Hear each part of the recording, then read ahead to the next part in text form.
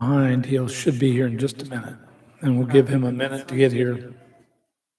Then we'll start. And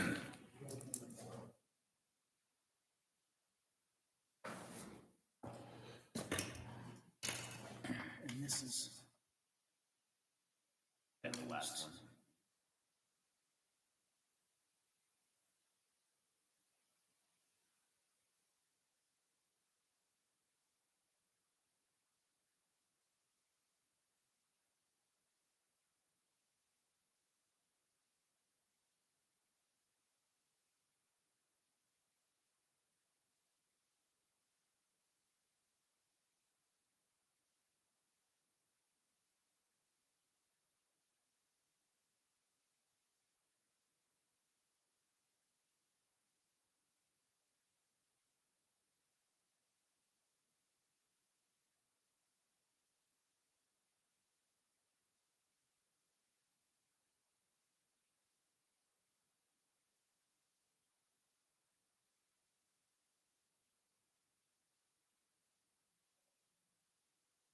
This is the Design Review Board meeting of February 1st, 2022.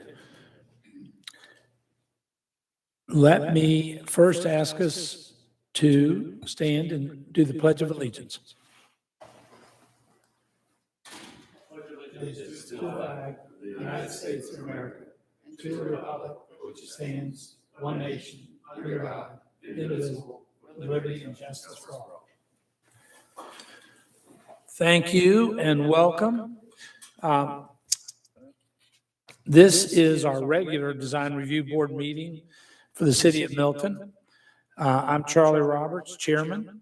This is a 7-member board appointed by the City of Milton, Mayor and City Council, created for the purpose of holding public hearings and making recommendations.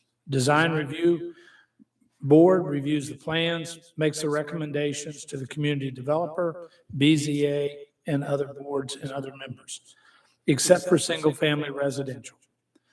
In the form-based code and overlay districts also. In addition, the Design Review Board approves or denies the demolition requests and makes recommendations to the Board of Zoning Appeals on variances. Let's introduce our board members and teammates here and our staff, starting with staff. Shuba Jamal, Senior Planner. Robin McDonald, Zoning Manager. Casey Robinson. Doug Haney. Reed Casey, Bethany Road. Charlie Roberts, Freemanville Road. Ken Warlick, Hipworth Road. All right, great. Can I get discussions or an approval of tonight's agenda? Any questions on the agenda? Can I get a motion for approval? Approve the agenda. Second? All in favor? Aye. The agenda is approved. Next, I'd like to get the approval and discussion, if any, on the meeting minutes of January 4th meeting. Any discussion or corrections? Hearing none, can I get a motion to approve the January 4th minutes? I'll make a motion to approve the January 4th Design Review Board meeting minutes. I'll second. All in favor? Aye. Motion passes. We've approved the minutes of January 4th. Our first part of business tonight is our demolitions, and the first case is 5A. 5A is 16175 Birmingham Highway. Would the applicant come forward? Good evening, gentlemen. My name is Kevin Finn. Kevin, thank you for coming. Do we have any opposition to this demolition? Okay. Yes, sir. So I just got the property 16175 Birmingham Highway. I know the owner before then was doing some renovations. They got about halfway done. He had some issues with his business partner and decided to call it quits. So the inside looks bad. There's mattresses on the outside, and my wife and I are looking to knock it down and build a home in Milton. And we'll be building, we just signed on with Rodolfo Castro. I don't know how familiar you guys are with architects in Atlanta, but he's a pretty high profile one. So we're going to be building a nice $1 million home there and look forward to being future residents. From the looks of these pictures, we want you to tear it down. Does the board have any discussion? Just want to make sure there's no other structures on the property that you've not, that you're not getting torn There down. is there's a little barn in the back, but we're going to be keeping that. We're not going to be knocking that So down. make sure you don't have to come back. Yep, we don't have to come back for it. Not going to be knocking that down. The only other issue I'll come back and deal once we have a house laid out is there's impervious setback that is going through the current structure, if you see that on the survey. And that'll be. Yeah, but tonight we're just doing the demolition. Yes, sir. All right, any other discussion? Was there any other site plan or survey that was turned in with this application? They're just the one that's on there with the house. Do you not Okay. have it? Staff? Okay. So I think I don't have any problem with the demolition. I'm a stickler for the rules. And the site plan, according to the demolition review submittal requirements, is a site plan indicating structures to be demolished and the location of specimen trees, erosion control, and tree safe fencing. There is no erosion control or tree safe fencing in here. My concern is the close proximity to the stream and the fact that there is already existing concrete driveway. Part of the porch, part of the home is all within the state and then also city buffers. So I think I have a concern. I just wanted to let it be known that I don't feel like this should have been accepted if the application did not meet the minimum requirements. Staff, what's your thought on that? Yeah, you're right, but we have a separate demo permit plan wherein they can show the specimen trees and the demo limited limits of disturbance and everything. So we do check all those things at the time of demo permit. At this time, he was just asking. All right, I would ask staff not to let these come to us again. Ken's absolutely right. And then we have a great example sitting in the audience in Mr. Reese, who does all that. And I'm on record for the last 4 years that if we expect one person to do it, we need to expect everyone to do it. So we're going to probably get you down the road tonight, but use this as a case study on this shouldn't have come to us. He should have been advised that his civil engineer should have had all the things that Ken brought up. Okay, so that's a good lesson for us. Ken, you're talking about silt fence and just all that stuff. Is that what you mean? Correct, yeah. Yeah. Well, and we're going to have one of Brumberlow Reese's, and we can look at their survey and their work, and it shows all the things that are coming down. If this was done correctly, your answer, is there any other structures, would have been answered because the survey would have showed it. So just a good training thing. As Milton's growing rapidly, we're looking at our policy and procedures. And so staff, should have been rejected. And we'd want you to do that from now on. And Ken, thank you for doing that research. And Yeah, really the only reason I brought it up is because the rest of Brumble Reese's surveys are impeccable. So, I guarantee, I know that staff will do a good job at monitoring and that stuff, but I do feel like, again, it's, rules are rules, and at a minimum, those requirements aren't much, and that should be included in there. So, but I will make a motion to approve, barring no other comments. any seconds? A second. All in favor? Aye. Good luck. Tear it down soon. Thank you, guys. Don't get any trash in the creek. Yes, sir. Okay, good. All right, our next case, speaking of His Honor, impeccable survey man. So- Mr. Chairman. wait a minute, I haven't called the case yet. So we're doing 5B now. 5B is 15650 Birmingham Highway. So now, any opposition to this? No. No opposition? All right, Mr. Applicant. Mr. Chairman, members of the board, I'm Scott Reese of Brumlow Reese and Associates, doing business at 13685 Highway 9, Milton, Georgia, 30004.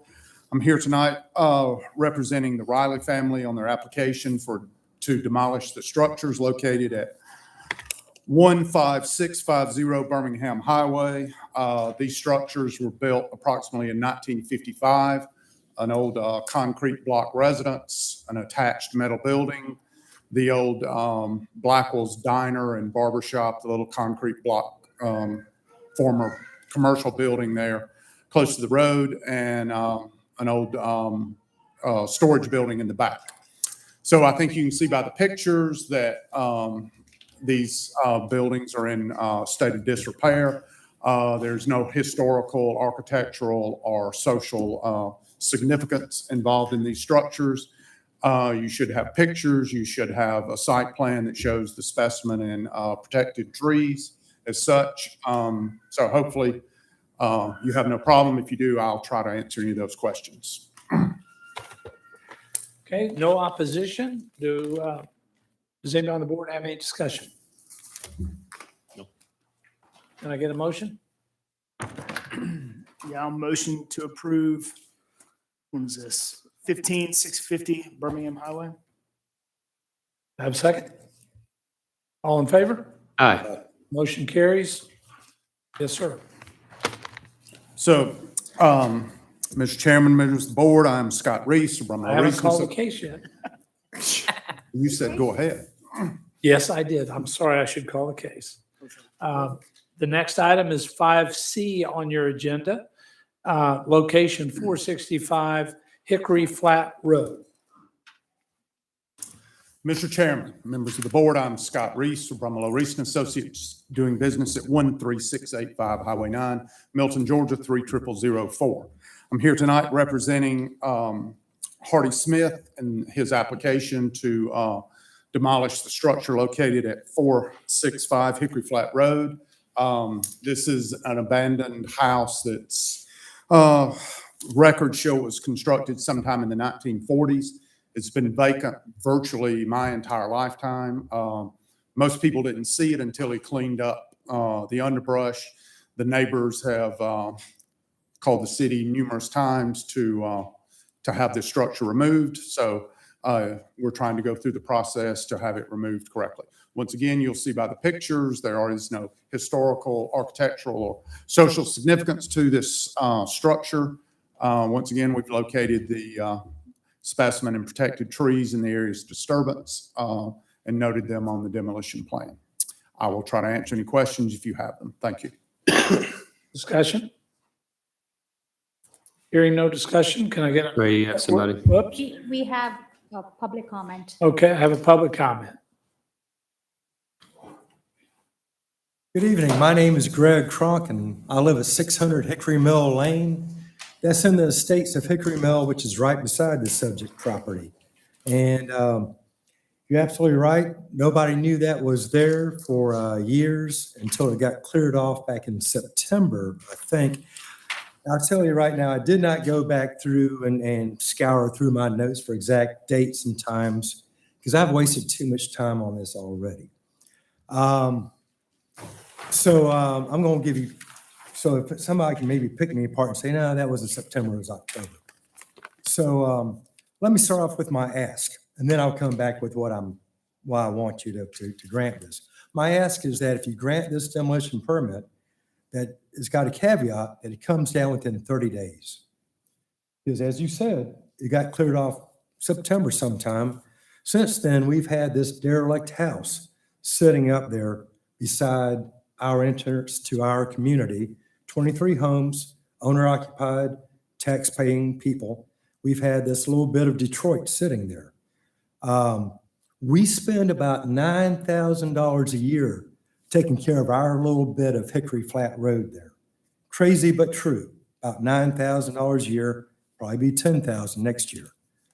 And on this whole time since September, we've had this derelict eyesore house sitting there.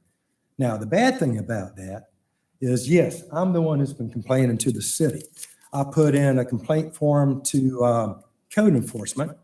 Did get a call from code enforcement saying, not to worry, the house is going to be sold, it's going to get torn down, something to get put up. That was their solution for it. That was September, 5 months ago. The house is still sitting there. Obviously not a good solution. So a pushback against that, pushback to the city, various emails. Never got a response. But back about November, when I'm cleaning up the property over there with all the litter, which I have to do, all up and down Hickory Flat Road there, I see there's something stapled to the door frame. Sure enough, it's something from the city. A notice saying, this is mid-November, a notice from the city to occupant. Y'all have seen the pictures of that house. Somehow, code enforcement thought there was an occupant in that house. And this was saying it had to be cleaned up and fixed by November 1. This is middle of November. Obviously, no follow-up to occupant. So I'm pushing again with various people at the city. Finally, have to wind up with my council representative, Mr. Paul Moore. And he finally got some action going for me. And we got a phone call from code enforcement last month saying that the owner's just been real busy and hopefully he'll get something going on a demo permit within 3 months or so. So as you see, I've been trying since September. Everybody knows this is an eyesore. If I could ring in here, so he can't do what you want till he gets through tonight. So I think he's about to get a demo permit. Then I would like the applicant to come back up, and I have a question for you. And that question is, do you know when Mr. Smith, who's a very good builder, is going to do this demo? Okay. So part of the demolition permit process requires that we have hazardous materials mitigated if they are there, and also a licensed exterminator in the state that would come through and do treatments. So when the structure is demolished, we don't send a horde of vermin out across. So the 30-day timetable, I don't know that that's doable in today's world with the amount of stress on infrastructure as far as graders out. It is our intent to proceed as rapidly as possible to remove this structure. Has Mr. Smith closed on this, and does he own Yeah, the this property? is a recent purchase, and so. You know when he bought it? I'm sorry. You know when Mr. Smith bought it? I would say probably in the September, October timeframe. And All right, so if I may, listening to both of you, after many, many, many years of it being there, somebody bought it in September. That's a positive event. Somebody has filed in the last month or so, Mr. Smith and Mr. Reese, for a demo permit. That's before us tonight. Let's get that done, unless the board chooses not to. Let's get that done. He does have to go get the exterminator. He's got to get the asbestos out, which this age house will have. And I think it's unreasonable to say he has to do it in 30 days. So let's get to what you want is a demo permit. And then maybe just common sense is if Mr. Smith is closed, he's got 2, 3, 4, 500,000 in this. He will want to move ahead with it, where the previous owners have let it sit there 10 years or longer, as you point out. So let's move to the positive. And then if in a couple of months, asbestos, the rats, this, the that, in 30 to 60 days, if it's not getting done, I would reach out to Mr. Moore again, your representative, and the city again about speeding it up. And maybe if you would talk to Mr. Smith, let him know the neighbors are unhappy, and the faster he could demo that would be really appreciated. yeah, we have no desire to drag our feet on it. It's just real world problems. I don't want to overpromise and underperform. Is that acceptable to you? No. I've been fighting this since September. It's now February. Mr. Smith is a big developer. He ought to have contacts. He ought to be able to get this thing done. I'm going to ask that if you don't, somehow enforce this, because I'm not willing to wait another 2 or 3 months. If he was really a good neighbor, he would have had this done months ago. He would have had this done the first time the city contacted him, but he hasn't. So I'm going to ask that you deny this demo permit until, I don't know, I would say, hey, this is a great historical structure here. It's a wonderful mid-century modern piece of structure that, All right, but it's not, so we don't well, need to maybe go it down is, that but, road. you know, whatever, but, you know, you all do what you want to do, but I'm just telling you that for me to have to go back and fight the city again, where it's been 5 months and we're still here, still looking at this little bit of Detroit there. All right, let me ask the board this question, and Ken's a builder, Reed's a realtor. What, if somebody bought something in September, what y'all's thought on reasonable and what we should be asking this applicant to get accomplished? Okay, Reed, tell me what your thoughts are. Doesn't, I mean, you live there, you've been going through a lot more pain than I'm aware of here, but doesn't seem like it's unreasonable amount of time. I'm sure Artie's been busy, but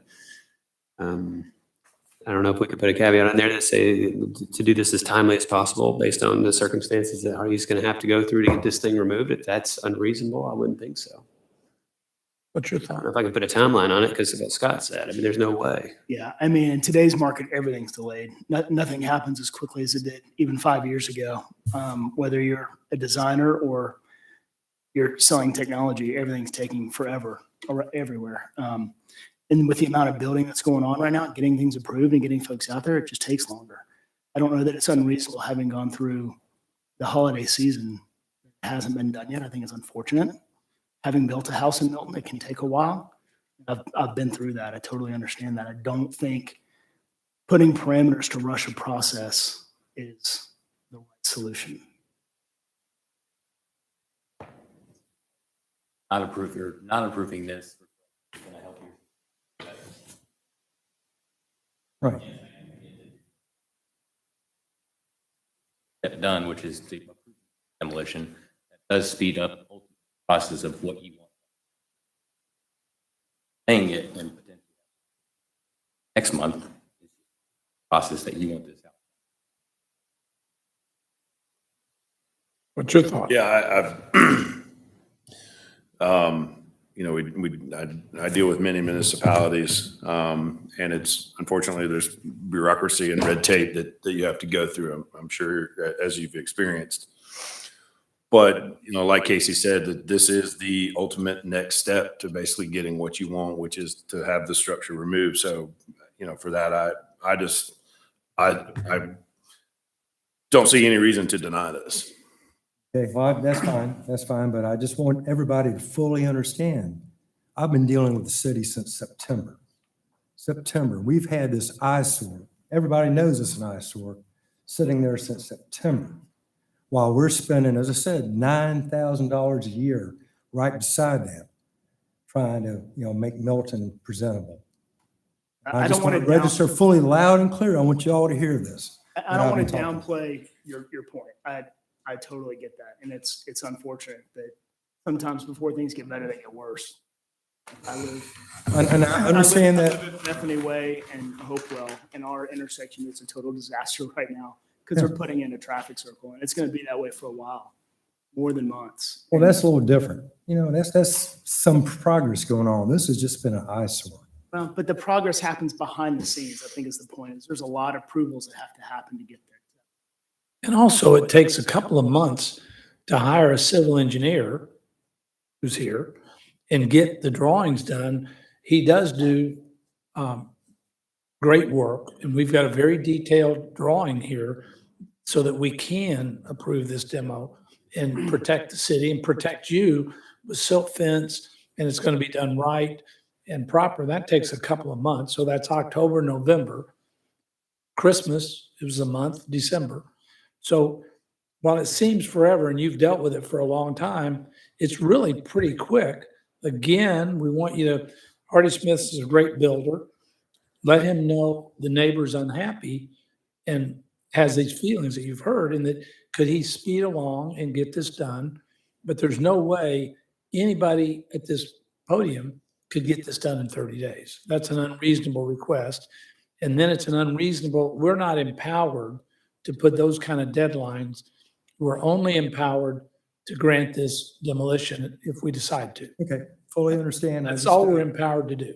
understand it's an unreasonable request and imagine, I just don't think I was being unreasonable expecting the city to move a little faster on my complaint in September. I'm going to move real fast and get this approved. Okay, at least somebody went fast. And so, does anybody have any discussion? Can I get a motion to approve this quickly and move this man down the road? I'll make a motion to approve 465 Hickory Flat Road, the demolition. Yes. Do we get a second? Second. All in favor? Aye. It's approved. And also in public hearing, we've heard your unhappiness. And Scott, you've heard it. Hardy needs to hear it Yes. and make this neighborhood happy. And let's tell Hardy, he'll be before us again. I don't want to hear that this drug out. Just from good politics and good community relations. Okay? Are you up again? I am again. Okay, well, let me call the case. So the next case tonight is item 5D, 2550 Mountain Road. Any opposition to this? Hearing no opposition, go ahead, Mr. Applicant. Mr. Chairman, members of the board, I'm Scott Reese of Brumlow Reese and Associates, doing business at 13685 Highway 9, Milton, Georgia 30004. I'm here tonight representing Marty Anchor Construction, for an application to demolish the existing residence and assorted outbuildings at 2550 Mountain Road. In your packet, you should see pictures of the 1960s brick ranch residence and some outbuildings that were used by the previous owners. Property has been recently purchased. The purchaser is intending to build a very large house, and in the process, these structures need to come down.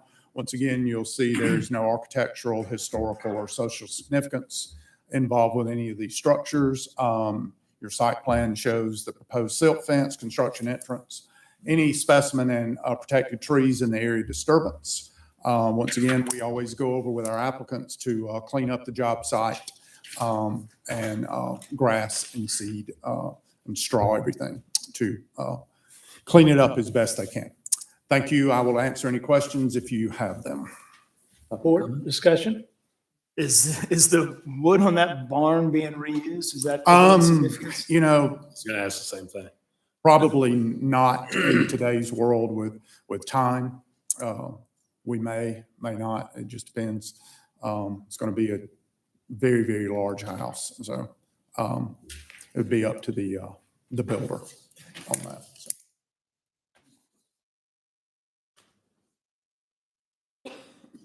Any more discussion? We have no opposition. Can I get a motion? Public comment? Nothing?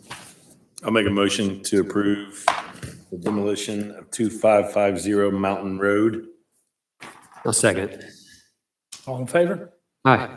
Motion carries. Thank you, sir. Thank you. All right, we're going to move to now courtesy reviews. I had a question. Yes, go ahead. Is there a specific allotment of time for public comment at these, or is it just kind of open? No, there isn't. Okay. There used to be, so there's no, there, isn't there? DRB. For BZA, we do have 10 minutes, but for DRB, we haven't, but we can if you want. You can change it in the bylaws if you want to. No, I don't want to deny anyone the right to kind of speak up on a project. I feel like sometimes emotions get the best of these situations, so just was wondering. And so my teachers 4 years ago said, let them talk and let them till it gets to be where it's the same thing over and over. And so we have not limited anybody or cut anybody off. We try to help them get to a decision and get to an answer. All right, we're going to move to courtesy reviews. These are variances. Yes, ma'am. Yes, so the next two variances are the one we administratively put hold on last month. So they're coming back for the architectural. Yes. So, you Yes, know. I'm with you. So we're moving to courtesy reviews. We're going to review. We're going to comment on architecture. We're going to send our recommendations on architecture and any issues we think are important on to the BZA, who reviews our thoughts and ideas. And, but we do that as a recommendation and how we feel as the design review. So we won't be voting tonight, and you won't see us vote. We'll just have staff send our recommendations in their reports to the BZA. Our goal is to help you get to a yes. So if we have some negatives and some things we think will help you down the road, as we have in this case that's coming up next, that's meant to help you and give you some thoughts and ideas to better prepare you for the BZA. So our first case tonight is 6A, 14225 Birmingham Highway. This case is coming back to us from last month when we held it for some improved architecture and some upgrades. Were you all on the, did you all hear this case? Yes. So you heard it last month. Let me first, if I could, tell the applicant how much we appreciate your willingness to understand we held it last month because it wasn't where we thought it should be. And we really sincerely appreciate all the good work you did this month because I, for one, see a much improved product here. I'm not sure what the rest of the board's going to have to say, but we sincerely appreciate your good efforts and your willingness to try to do all we wanted. Absolutely. With that, you have the floor. All right, my name is Shafiq Kassam. I wanted to say thank you to Reed and I guess Lee's not here, and then Shuba. Obviously, they met me at my property after our meeting last time. We went over all the details we had discussed, so that really helped me in moving forward and making all the necessary changes. And I'm hoping that with everything you guys are looking at is exactly what you're wanting me to do on the property. We kind of made everything flow along with the house, which is what you guys had mentioned to me last time. A lot of changes to the windows, a lot of changes to the landscaping as well. And in my opinion, I feel like it definitely looks a lot better now. And you added that little half roof. Yeah, we added that in the front as well, yes. Everybody got the pictures? Any more discussion? My only comment, concern for you is now you have windows and a pantry and a closet making those as they would otherwise been. I don't know. That was just my only observation looking at the plans, how adding so many windows is preventing that.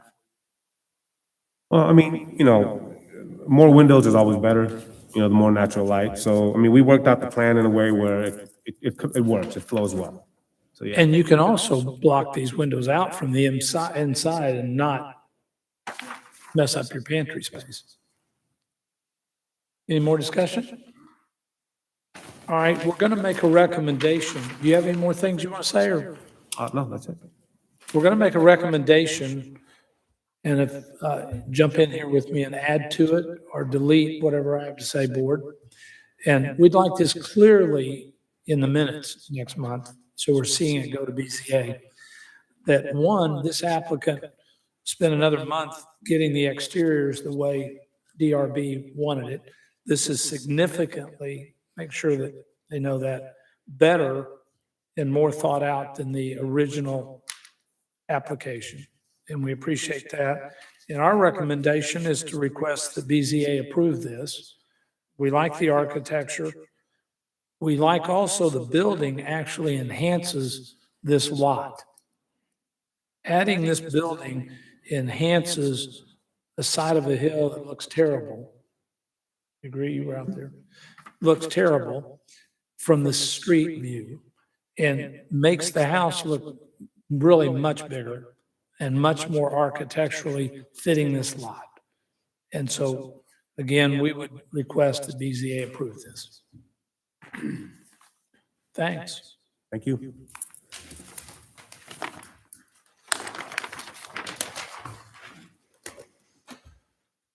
All right. Our next case is item 6B, V2203, 355 Cox Road.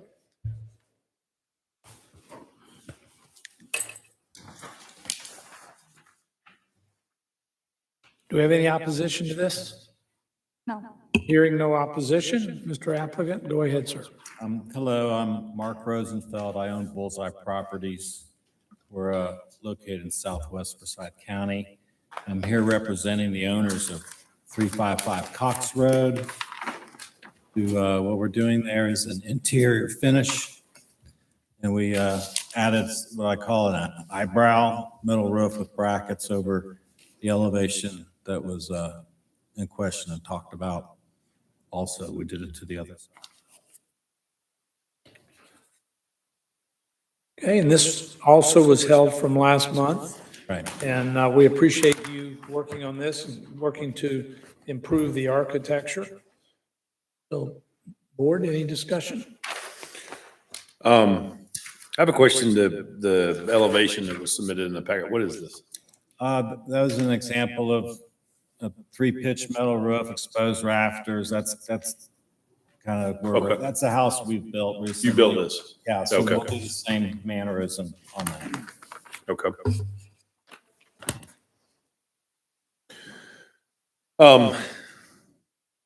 I think you did you added some stuff on here. I think really what I was hoping to see from last week to this week, or last month to this month, was at least a little bit more detail in, when you say, existing siding, are we talking about, is there vinyl siding there? Is there hardy siding there? Already on there now.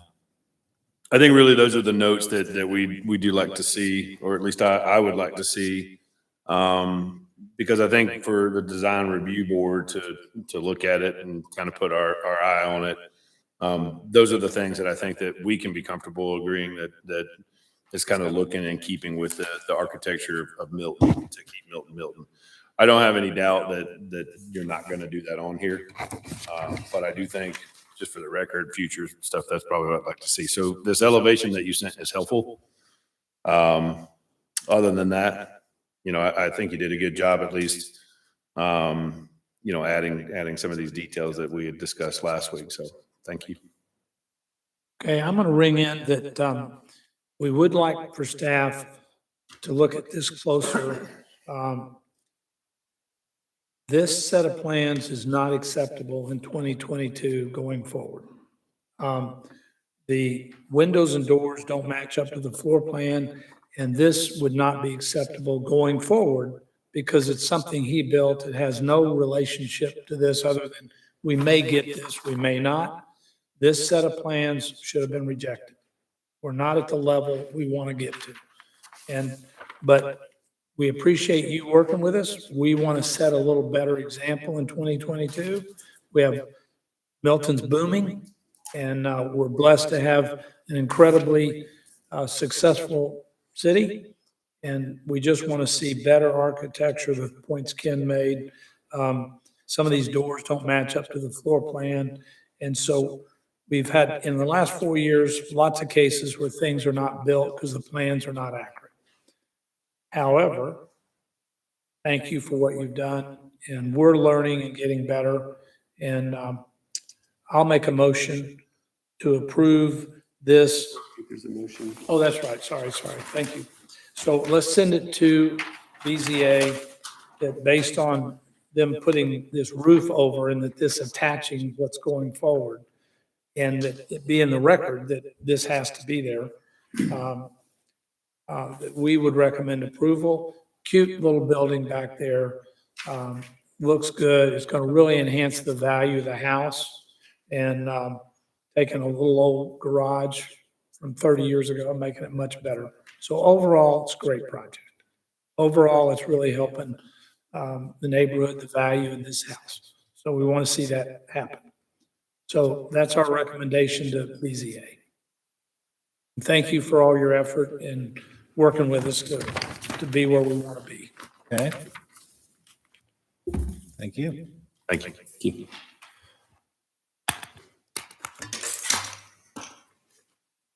Next item, 6C, I'm sorry. Next item is 6C, U2201 VC 22-01, 13275 Cogburn Road.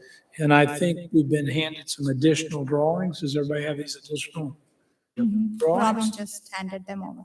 I just wanted to say before the applicant comes here that this is a use permit and not a variance. So this use permit is for alternative senior housing. So city allows the land to be used either by right or by warrant or by this kind of use permit wherein it's a way for a city to have a public hearing on this kind of land uses. That way you can hear from people and the council can consider conditions on the uses. So the use permits goes through DRB, Planning Commission, and then council. So this is one of the steps. This is really a conceptual level, just asking for a permit. We're really not required to have elevations, but we do encourage them to have elevations. And you will get a chance to review the architecture when they actually get approved, the use permit, and down the line. Just wanted to have that clear. So with that. Yeah. If it gets approved, it's not a slam dunk. Let me firm this up for all of us. So if this is approved, the architecture will come back to us. Correct. Okay? For the final, or we'll do a courtesy and then a final. Yeah, so it'll come, the architecture will come back. So we don't need to deal in architecture tonight. No, Not but really, yeah. But if they have, they can get some feedback from them. We prepared, so my name is Jim Boyle, speaking on behalf of myself and my wife. We're owners of a senior living home. Can I do this first, Jim? Do we have any opposition?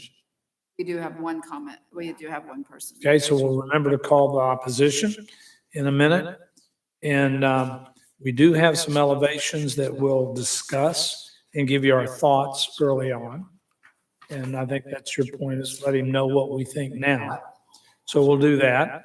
Since this is a bit different than we're used to seeing, our comments tonight, are we going to do a vote on this or do a recommendation? Comments. Just comments. Okay. But I'm going to include it in the planning Planning Commission, commission just say- staff report. So whatever comments, suggestions, they definitely want to hear what you all have to say about a project. Typically, we don't talk about the use itself.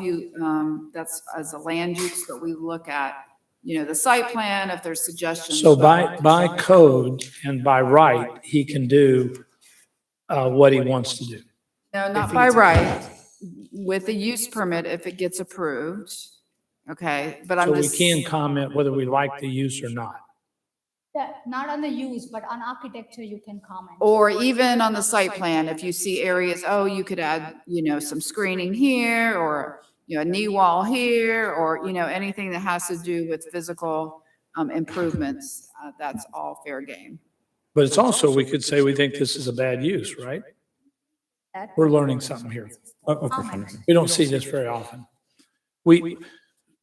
I think I hear you saying we can't, but I think we can comment if we didn't like the use. Sure, yeah. Okay. But I think I guess the main concentration is the design portion of it. Obviously, that can be a comment, but the purpose of your review of it is from more All right, of let's- this design and standpoint. Okay, let's bring in with any comments we have, since this is going to go on up to planning commission and We'll council. make sure we capture that. And we're going to see it again, so I think we won't get into architecture, but I would like to get into use and buffers. And we say it's a use permit, but I also. think he's saying you'd rather go ahead and get some architecture feedback also, so that we don't have to come back to the well again If I might just contribute, and I can introduce myself in a minute. I prepared in light of understanding that this was a design review board looking at the architecture. We have full site plans, which I'll share with you. I'm sorry, there's only a small version, in there. Of course, welcome any comments, and you guys know your scope much better than I. There may be materials that I have but have not sent to you just simply because This is a learning process. As you described, Mr. Chairman, for you, it's also a learning process for us. Yeah, we just don't see this often. So, So to be clear, it's moving forward to planning commission. We're just making recommendations. Correct. Okay. and, So if I may, let me just, here are full site plans because the site plan is in there. And I'm sorry, I didn't bring more than 2 copies. I didn't think it's necessary, but I have. So, Mr. Boyle, is this, 8 by 11, which is impossible. It's the same we've exact- had some good. Got him. Okay. did you revise it? I saw the septic Yes, was. Well, the septic field is, It is revised. All right, So it's let's get back to, if we could, let's get back to we've called the case.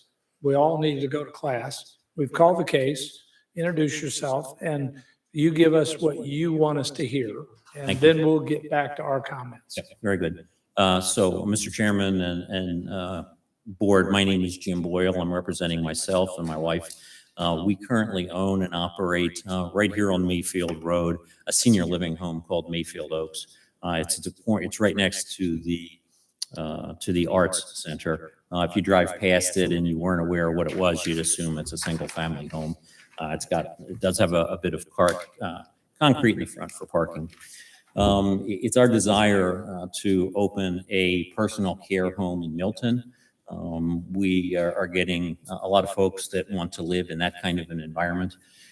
So we identified a location on Cogburn Road that reading and understanding the code and working with city staff that it's a possible use under a use permit. So I'll pause there and then I can go further with the presentation if. Okay? do we want to call the opposition? Let's hear from, that's a good point. Let's hear from the opposition before we start the discussion. Let him finish his presentation. Oh, I thought you'd finished. No, I'm sorry. No, he has a whole I'm hour. learning I'm the sorry. process. I didn't know if you had any questions to just my introduction of myself. I'm Yeah, no, sorry. you finish your Okay, presentation. all right. So I've provided a packet. If you look at pages 1, 2, and 3, that's the subject property on Cogburn Road. So Google Map overviews, but just to give you a sense of the property. This is horse pasture land, or formerly was. There's a farmhouse ranch with a 2-story detached garage on that property today. One of the things that we are asking when we go forward in the process are for some concurrent variances with the use permit. The concurrent variances have to do with buffers. If you look on page 3, the code calls for a 50-foot undisturbed buffer, which I have represented with a dotted line across the photograph on page 3, just for purposes to illustrate that existing structures and improvements on the property before we touch it are within that buffer zone. Jim, do you have this on your PowerPoint I that you do. can throw up on the screen? We just like to have people, if they're watching from Sure, home, they I kind of know the understand. reference. Thank you for guiding me as I'm No, you're good. You're good. learning here. We're learning too. We're all Okay. learning tonight. Okay, I won't, so are you able to see yeah, very good. So I commented about the overhead views on pages 1, 2, and I'm commenting on page 3. So page 3, I just point out a couple of existing characteristics of the property. The dotted white line running about midway across the page represents approximately a 50-foot undisturbed buffer line if it were to be applied. And you'll note that this property is about 150 feet in the street access or frontage. The existing driveway, some retaining walls, and part of the built structure is within that 50-foot undisturbed buffer. So we're asking for a variance along that property line. As you go along, I have a question here. Please. So this was built probably many years ago. Yes, my recollection, 1984. So it's built, it's sitting out here. The 50-foot buffer wasn't there. And was this property rezoned? Or is it My AG understanding, now? my understanding is this property was AG. It still is AG, but it's covered by the Deerfield No, overlay. no, it was when we I'm sorry, it's close. So when we adopted the Deerfield Form-Based Code in 2014, this was rezoned from AG1 to T2, which is basically the AG1 district under the Form-Based Code. There's a few other things that aren't exactly the same, but it's not considered agricultural anymore. Right. So somewhere this property was built and done AG. Then did the homeowner rezone this? We did it as a city. Okay. Did we as a city at that time put in the 50-foot buffer? So let me explain. So the buffer is going as a concurrent variance that we have a requirement in the use permit that when you're abutting a residential use or T2, then you have to provide a 50-foot buffer when it's 4 acres or less. So that's why he's just pointing out what would be required if he could meet it totally. He's just showing that 50-foot buffer as well as the east property line to the right. The rear property line would also require a 50-foot undisturbed buffer in which he can meet some of it, but he can explain further why he can't. And then All right, I'll I have a question yeah. that didn't get answered. So I understand that the city rezoned the property. Right. And when that rezoning went into place, that zoning requires a 50-foot buffer.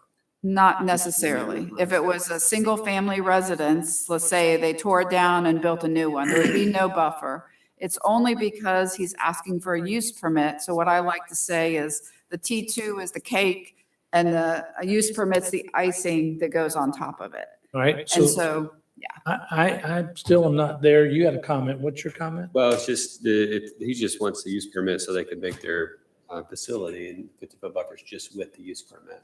Yeah. So the use permit is then causing the 50-foot buffer. Correct. Yeah. Right. So the use permit requires the 50-foot buffer. Right. And then he's asking us to waive that 50-foot buffer. Correct. That's what I wanted to get on the record, is that it's required to do what he wants, but he's asking for that to be waived. Correct. That leads me to my question, and we're very focused on neighbors. What's the status on the neighbor, and what's their thought? And have you talked to them about the fact that this 50-foot buffer isn't going to be in this use permit? So the required buffer is on the north side of the property and on the east side of the property. And it is the same owner who abuts both the north and the east side.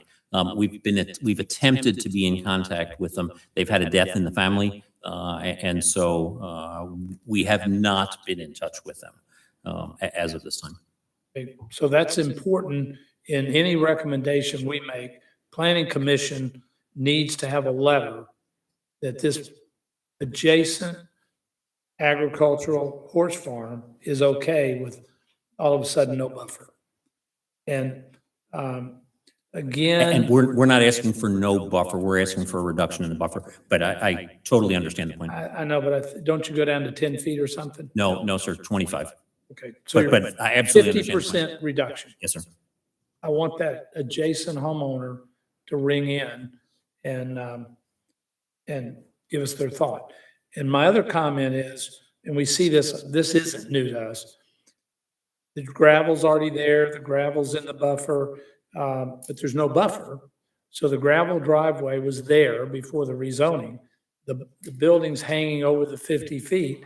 That's all grandfathered, and you can leave it there. But you are asking for a 25-foot reduction in the buffer against somebody's house. Understood. Want to hear from them. My next question is, on the other side, you've got 2, 4, 6, 7 homeowners abutting you, and what's your buffer on that side? There is no required buffer. I'll let staff comment, but that is T5 zoning, high density zoning. There is no required buffer on that side. So that side's good. Those homeowners don't need to be talked to. Well, I'm not. Well, I they mean, have comments and They have objections. concerns, and I think Mr. Boyle has a pretty good demonstration of what it looks like out in the field, but there's been issues with those homeowners, so we want to address them, even though there's not a buffer that's So required. we do have opposition from the adjacent. Correct. And so one of the residents are here tonight that will speak after Mr. Boyle. They have shared comments, and I'm sure they'll continue to. We have taken those into consideration since we received them last week. And we've made already some modifications to the site plan and did a line of sight survey and a number of other things to attempt to address it. If it's okay with you, if we can pause you, I would like to hear from the opposition, because this is a small piece of property with a lot of homeowners around it, and something we don't do every day. So could we do that and let the opposition speak? Yeah.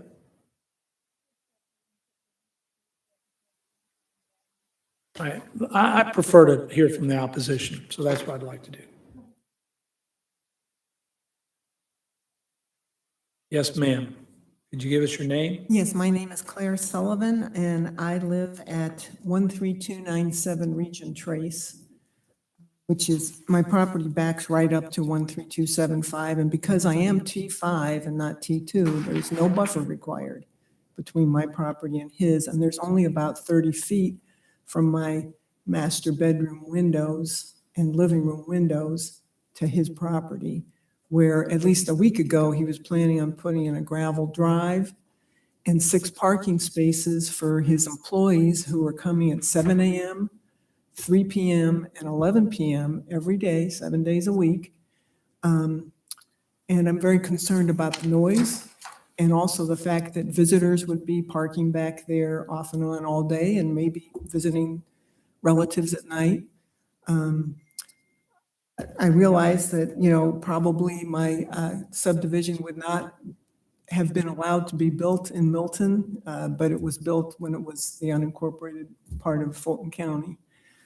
But I wanted to mention, just that this is all kind of upsetting, because I feel as though my day-to-day life will be disrupted. My sleep will be disrupted, and that my property value will go down because people won't want to live next to a facility with this amount of back and forth. And I also want to mention that as of last week anyway, the petitioner had no exit plan, so that when he retires, it's like, what happens to this facility? It's a 2-story facility with 15 bedrooms and 15 baths. Does it become a, halfway house for, convicts or rehab or troubled teens, or what happens to it? So, I mean, I feel like I'm losing my property. And I wish I weren't T5. I wish there was some requirement for a setback. And I know the pictures that you have of looking down on the property show all these trees between us, but they're all deciduous, just about. Right now, I can see straight through into his property. I can, easily see the house that's there now and the garage. There were pine trees there. Some of the smaller ones have died. The taller ones have needles at the top, like 30 feet up, and they're bare at the bottom. So, I mean, there's going to be virtually no buffer. How do your neighbors feel? Well, my next door neighbor would be here if he weren't in Chicago on business. And he's very upset. He feels that the petitioner keeps saying he wants to be a good neighbor by keeping the look and feel of the place from Cogburn Road as Milton. And that's fine, but you're going 40 miles an hour past his property. Who cares what it looks like? I'm going to be right there. My neighbor, Mr. Crump, will be right there with his bedroom and living room also 30 feet away, and my other neighbors. I'm really surprised none of them are here tonight. Apparently they, I guess, knew that I was obnoxious enough last week that I wouldn't show up. Certainly seemed polite to me. So I would encourage you all as a group to get together, maybe sign a petition, communicate with the applicant, and be prepared to go to Planning Commission and as a group, because there are some concerns, and I'm going to always come down on who's adjacent, and are we protecting the adjacent homeowners?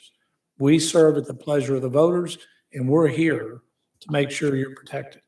So I would communicate with your neighbors and talk about it, get together, communicate with the applicant. And I think there's a lot of give and discussion here on what ends up happening. And that's part of what the mission is for us tonight, is to help vent these things. And you'll hear from us in a minute, the board, and you need to get your whole group together. Okay, I have one question. Is the planning commission the meeting that's taking place on February 24th? Yes, it's a Thursday. So, so nothing will be decided tonight. It will be, No. that'll be at that meeting? Well, even then, Council meeting. will decide. so the planning commission gives a set of recommendations that I forward on to the mayor and city council. I have a staff report that'll be published at the same time as the planning commission. And then the mayor and city council have a public hearing where you have another opportunity to speak. And then they'll make the final decision. So The it's not. final decision Yeah. is there's three boards that really drive planning commission, rules, regulations, plat, all their important stuff. We look at architecture and uses and what we think. The built environment is architectural, but variances impact that. And then the city council will make the final choice.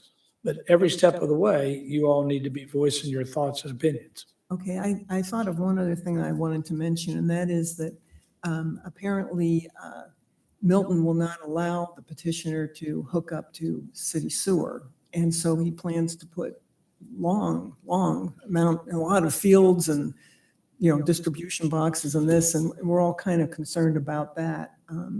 I would tell you that I don't think any of us are going to have much choice there. He has that right to do sewer fields, and they'll be underground. Fulton County manages that. It'll be done right, and I don't think you'll see anything on that. And he has that right. So as you voice your worries, concerns, that might not be one you want to really dwell on too much. All you'll see from that is really green grass. Sorry, what is what? Really green grass.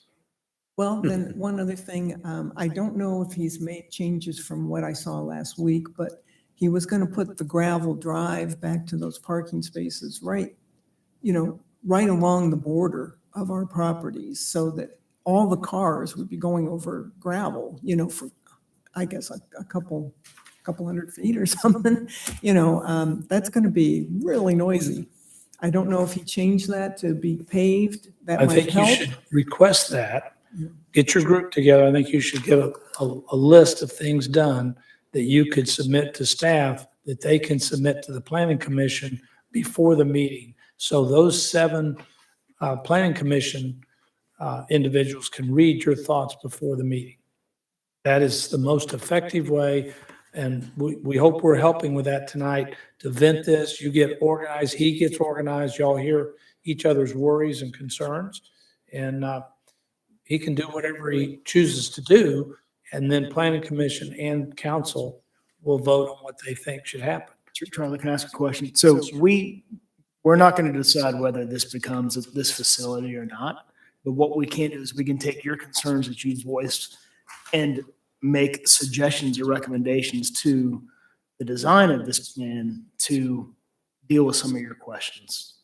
Right? Is that, Charlie, that's my Yes, sir. question, right? Is that correct? And that's what we want to do. What I'd most like is to not have this happen, to have it stay a single-family home. We're all single-family homes, even though we're close together. And Charlie's point is, we're not the group to approve or not approve that for you. But if you can get ahead of that by getting that petition with all of your neighbors and have it formally submitted to the board before the meeting, so they hear Okay, so before all the of that? 24th, Yes. should we get an attorney? We're not here to give advice. Yeah, I so, can't. mean, that's up to you. Well, I mean, I have never been to any kind of. Okay, I'm going to committee answer. meeting. I'm not here to give advice either, but I'm going to take a different position than staff just took. Having done this for 50 years, I'm a developer. If you are really concerned, an attorney would help you organize and present. And that's you all's choice whether you do that. that is concerned, and I come down where you are, if my house was as close as these are, I would be highly concerned.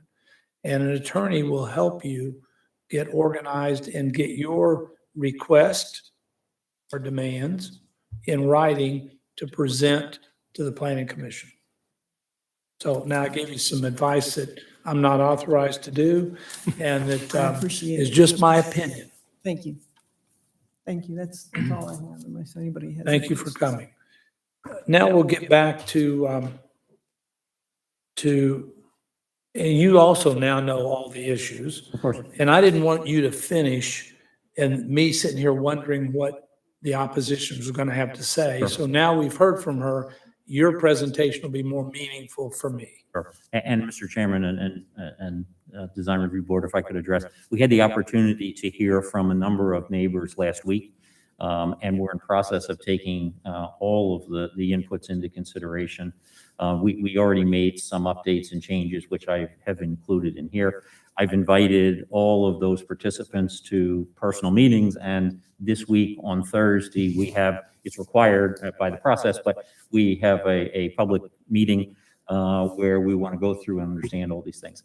What I can describe to you is that, look, you can see the kind of place we run that's actually closer to here than the Cogburn Road location. When we talk about, and I just want to address a couple of points and then get back into the presentation. When we talk about a single family home, by description, it seems as if this is a facility. The reality is it's about an 8,000 square foot home. It's not a facility. The idea or the intent behind this is to provide home living opportunity for seniors. It's residential in all characteristics, with the exception of the fact that it's got a few more it has 15 bedrooms contrasted with, what you would normally find on 1.5 acres. So. Okay, and we're not going to make the ultimate decision on this use. We're going to try to cover concerns we have and protect the adjacent homeowners and the city is what I'd like us focused on. And ultimately, that's what I think our part. Now, let me, if I could, let's catch up with the board and let them get any questions they have on the table. So, I actually, Charlie, would like to, I do have a bunch of questions, but I'd like to hear your presentation. Sure. And Let me run if through that's that. okay, and That's then fine. at that point, we can kind of, if there's questions that you're going to answer in your presentation, Sure. if that's okay with the board. Okay, let me go- That's fine.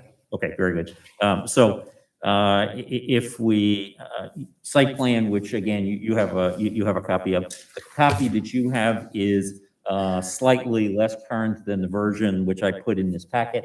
One of the concerns that came up from the homeowners, despite the fact that we have the right, as you were commenting on the septic field, what the initial drawing showed was the total reserve field necessary as well as a primary field. So we just had the drawing changed to represent what in fact would be the active septic field.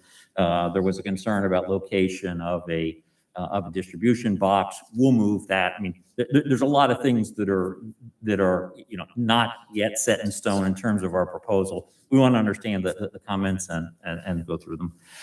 If you look on slide number 5, the existing, we've zoomed in on the site plan here. And so I just wanted to show you that in fact, this is the site plan, and what you see superimposed upon the existing structure where there's a home, there's a 2-story garage, there is 2-story decking. We've superimposed what we're proposing by way of structure to build. If you go to slide 6, there's an even clearer view. Essentially, the existing house, existing garage and deck structure are shown in gray. In green is the proposed additional footprint. We're proposing to build about 2,600 additional square feet on the property.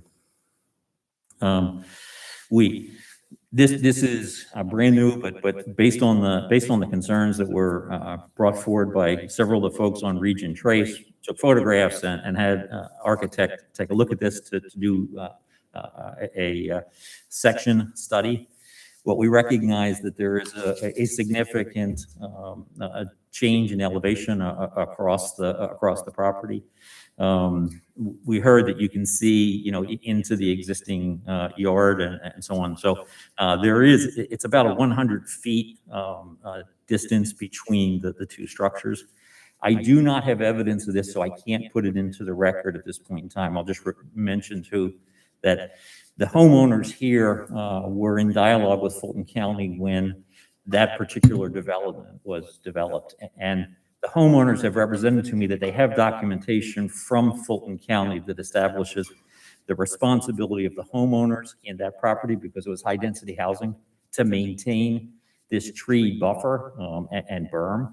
And so that was intended to be a buffer between the homes. Like I said, I only have that as a representation to me. I'll bring that forward if such documents do exist. Robin, do you have a comment? I would concur that typically when you had a higher density or even single family, higher density adjacent to what was AG1, that they were required to do somewhat of a buffer, because if you can think about it, they were trying to buffer and protect that what was then AG1 property. So I suspect that is accurate, but I'll have more of that information for the Planning Commission. Can I ask a question? So the point you're making is that the onus of keeping a tree buffer there originally would have been on the high density side, since they put the high density side next to AG1. Correct. Now what's being presented is they're asking you.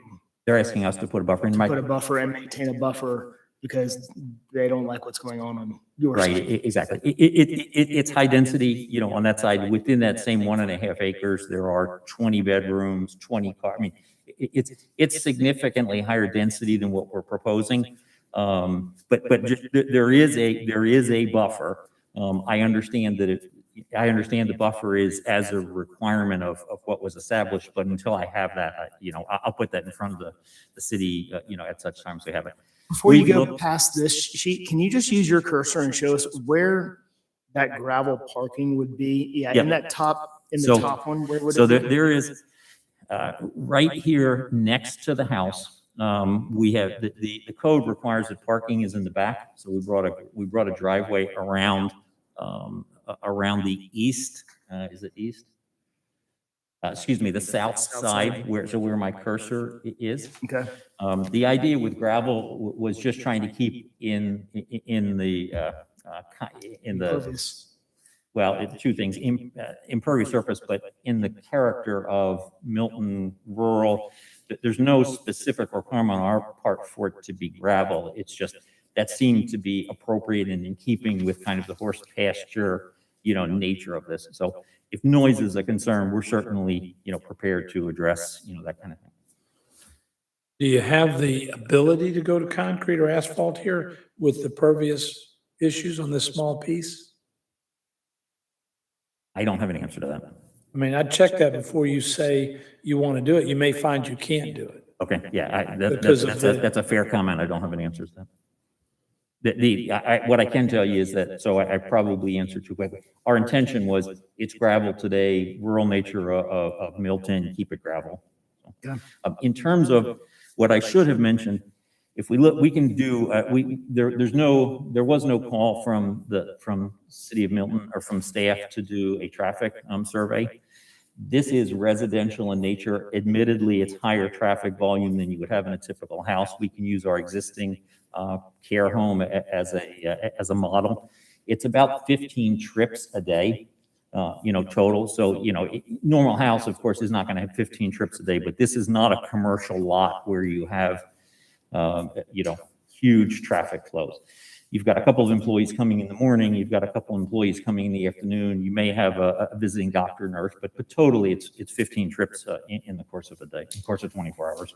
And those are all happening during, for all intents and purposes, 13 of those 15 are during business hours. 2 or 3 of, maybe 3 of those trips would be at 9 o'clock at night when people would be leaving the property.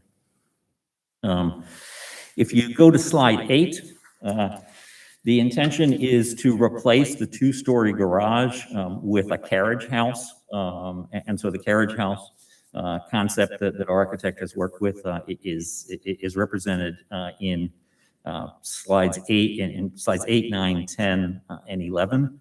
So that's front and side views. I don't have a rear view, but it would be consistent. We've looked at colors,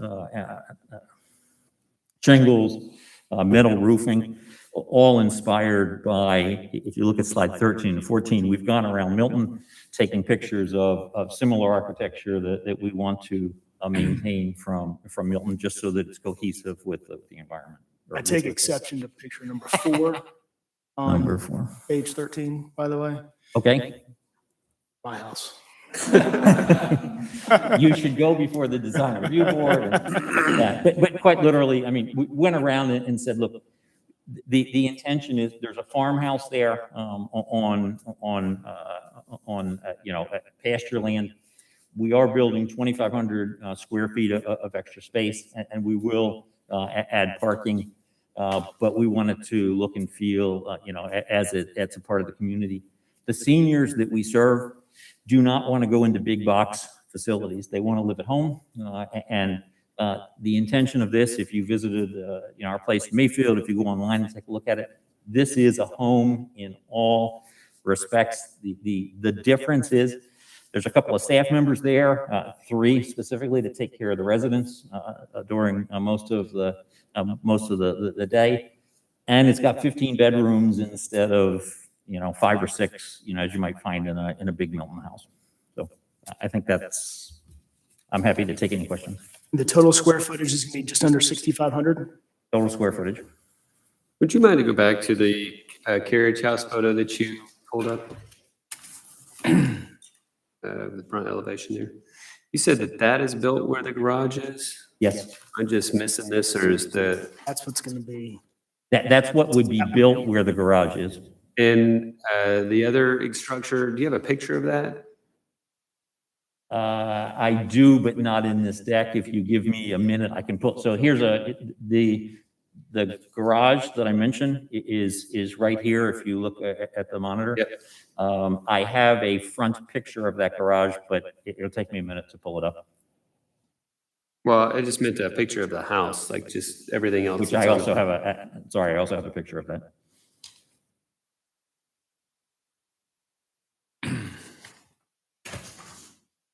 So we made mention to the woman who was the opposition, it would be good for her to have a letter from other folks or a petition of some sort.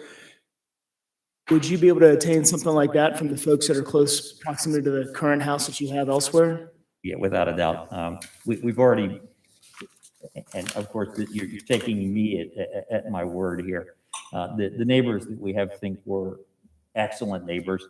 And one of the person who lives to the Milton side of our existing place at Mayfield, we've got a great relationship with. She came and offered to make a presentation on our behalf to Milton. So absolutely. I might make that happen. That would probably be helpful.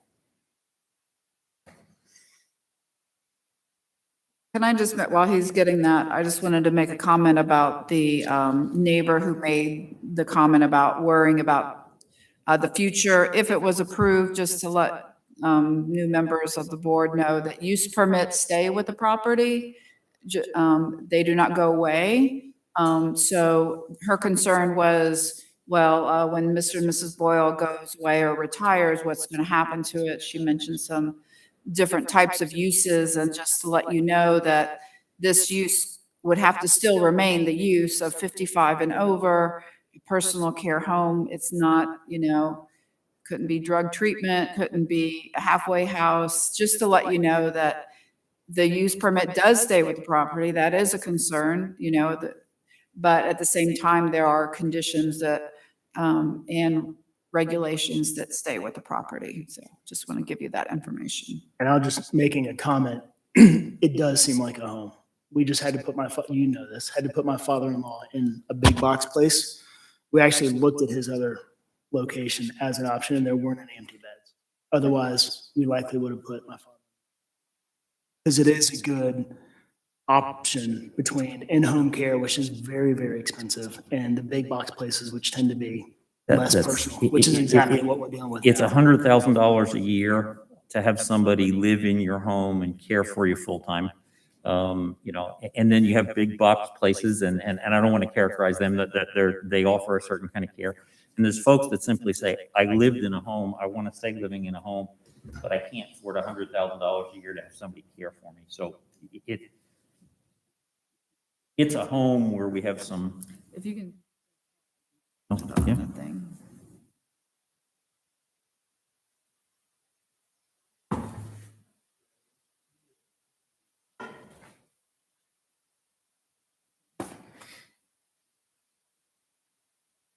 So that's a picture of the existing garage.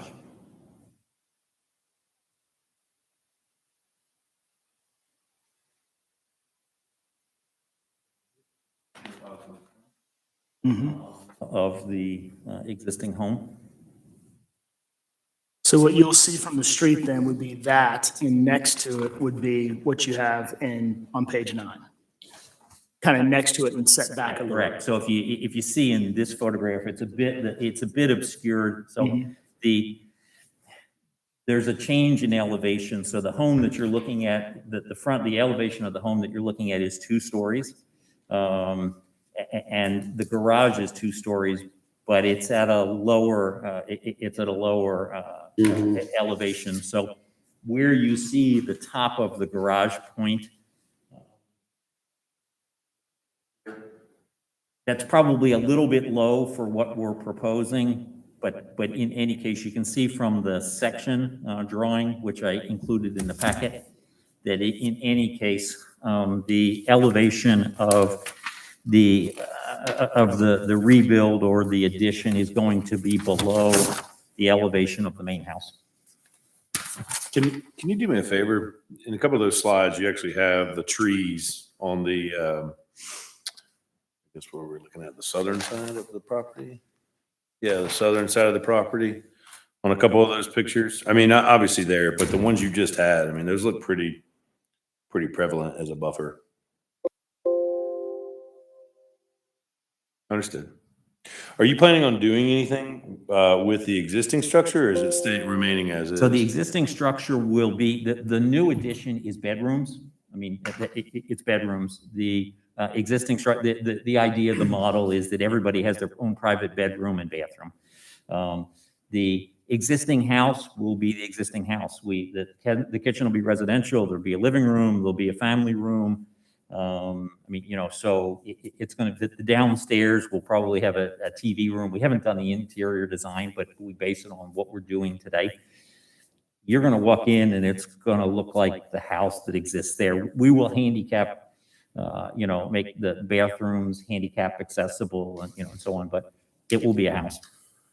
And let me see if I can find those. I think you meant. Well, it was just on your computer. It's okay. It's okay. Yeah. I do have a couple questions.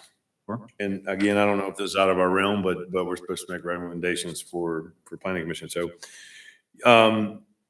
you're asking for 4 handicap spaces to be in front of the home, but your site plan only shows 2.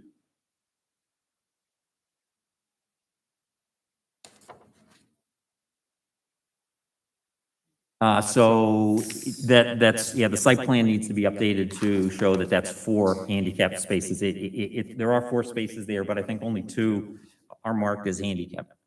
Okay. So then the code does require 10 parking spaces. Is that 10 in total, or is it 10 and then the 4 are additional? It's 10 in total. In the code, there is a requirement for 1 parking place per 2 employees and 1 parking place per Residents. 2 residents.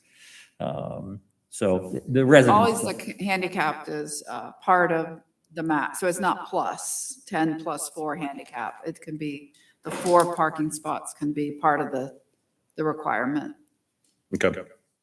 One of the things that we're balancing, of course, there's accessibility, there's FHA, or, a Fair Housing Act, requirements. I mean, there's all these kinds of things that we are, working to give consideration to. But the reality is the seniors don't drive. I mean, the reason they need care is because of this, but a family member who comes and picks them up typically has a handicap tag, and they're going to park up front for, unloading, somebody, a wheelchair or something like this. So speaking, you said it, reality is this one is supported by 10 full-time equivalent employees. Is that correct? So yes, on any one shift, it's going to be 3 employees. So the care ratio is 1 caregiver for 5 residents. So the employment, so to speak, in order to cover 168 hours a week, you need 10 employees. So Got it. So it meets the requirement, but in reality, there's probably not enough parking for all the employees, guests, and then also visitors as well. So you said it, and I just wanted to bring that up. But I guess my question is, please, sorry. Well, why this property, right? I mean, the T2, and I'm actually a big fan of the form base and the T2 and that too, which, and I get what, but these, requirements and restrictions and, standards for that were part of that for a reason, is to protect the citizens, to protect adjacent neighbors, to prevent trying to shove a square box in a round hole. And honestly, I think that's what you're trying to do here.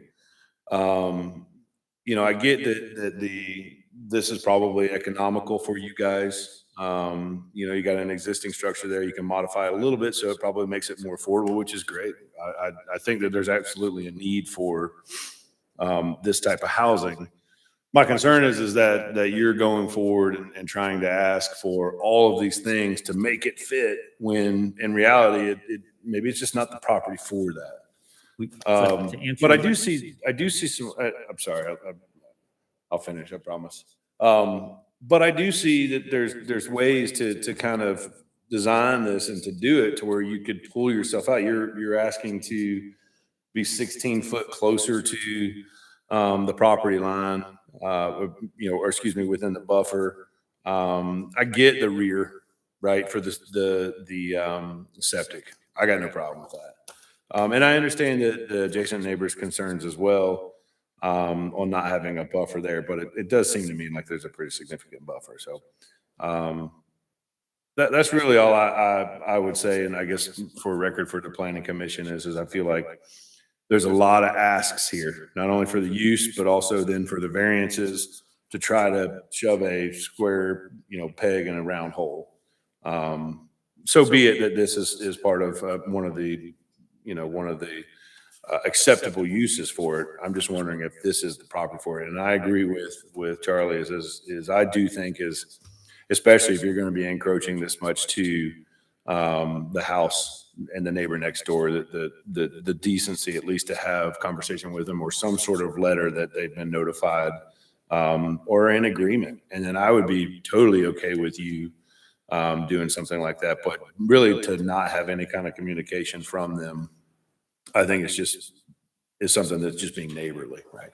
So, thank you. A couple of comments. What we've used as a model, the existing property we have is on 1.5 acres in Milton. We use that as a guideline because there is a price point. I mean, look at one of these will appraise for a certain value. I mean, that's a reality. And you can do high density big box, or you can do residential. We use the existing model that we know and we operate, which is about 1.5 acres and so on. So that's how we got to kind of the dimension that we were looking at. The only wrinkle that we didn't know kind of going into the process was that septic, okay, but septic, okay, we can handle that. We've attempted to get in touch with the neighbor. It's a husband and wife. The husband was killed in December. I think it was December, is that right? Was killed in December. And so we're going to show good judgment as to how aggressive we are in trying to Probably come to best. dialogue. I mean, Yeah, that's just transparently. I want the neighbors to be satisfied because we're a part of the community. This is the folks that live there. If I talk about Mayfield, the folks that live in Mayfield can't live are quite literally two people who lived across. I'm not talking across street, right across the street from Mayfield. We're a good neighbor. The neighbors move in. The last thing we want is antagonism with the neighborhood. We will get in touch as soon as that's possible or practical with the neighbor. I appreciate your comments about shoehorning it in. Our feeling is that this is about 6,000 square feet on 1.5 acres, which is not different than most of, the higher end properties that we find in Milton. So in that sense, this is it doesn't look to us as we look at how it operates and how it functions that we're shoehorning anything in, because we do it successfully. The neighborhood is quite happy with us. The neighbors move in, and end up living there because they don't want to move out of the community. We're just trying to give people an affordable price point for living in their community and living in their house. We appreciate that, and we need to stay focused on what we can rule on. Yes. And not economics. So I really so gravel is kind of Milton. I have a gravel driveway. It is loud, it's noisy, and it's dusty in the summer. So I really would like to see this addressed, the gravel driveway behind their houses. My thoughts, just my opinion, you're gonna hear 6 opinions here. My opinion is you should try to get that done. My driveway is really dusty, and you're gonna have 3, 4, 5. We can pick a higher number or play with a lower number that sounds better. Maybe it's 5 or 6 or 7 car movements a day.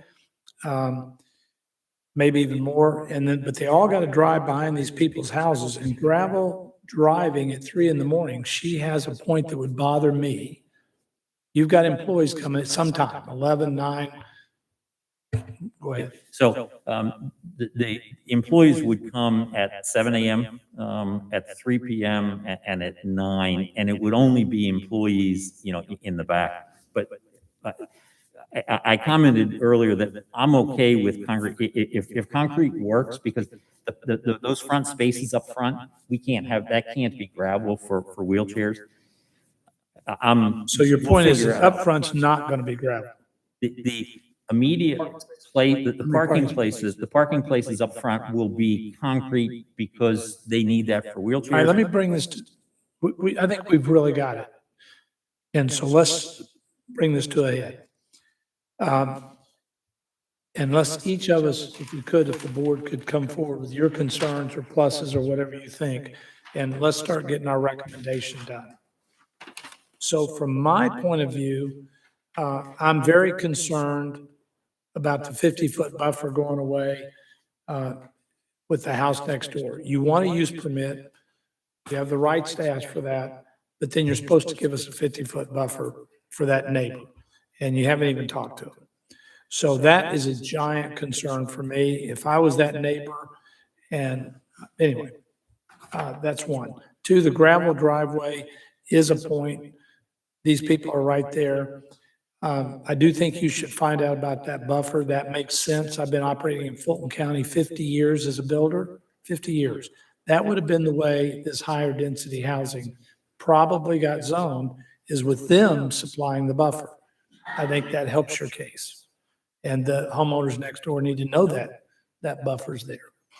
And so that's my point to Planning Commission too. 1, I'd like to see the gravel driveway go away.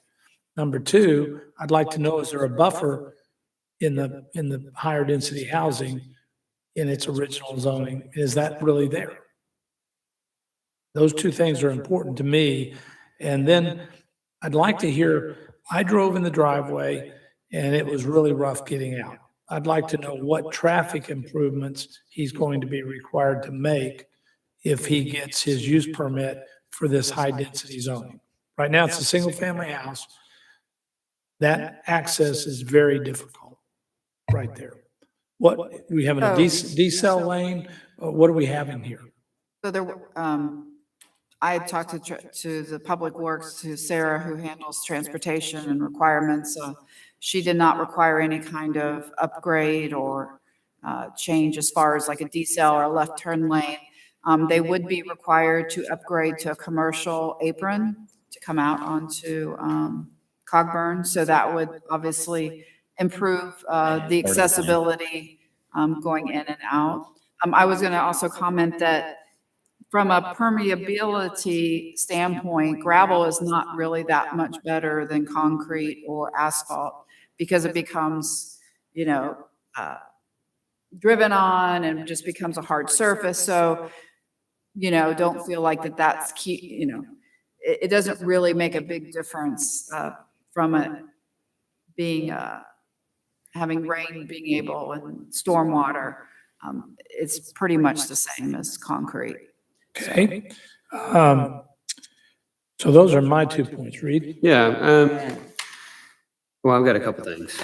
Number one, I think I would encourage the residents next door to go see your Mayfield property. I think it's an excellent property. I think the world of you guys, and I think that the need is there. Not sure if this is the property or not. If I were to make any comments on the structure, it looks like two houses to me.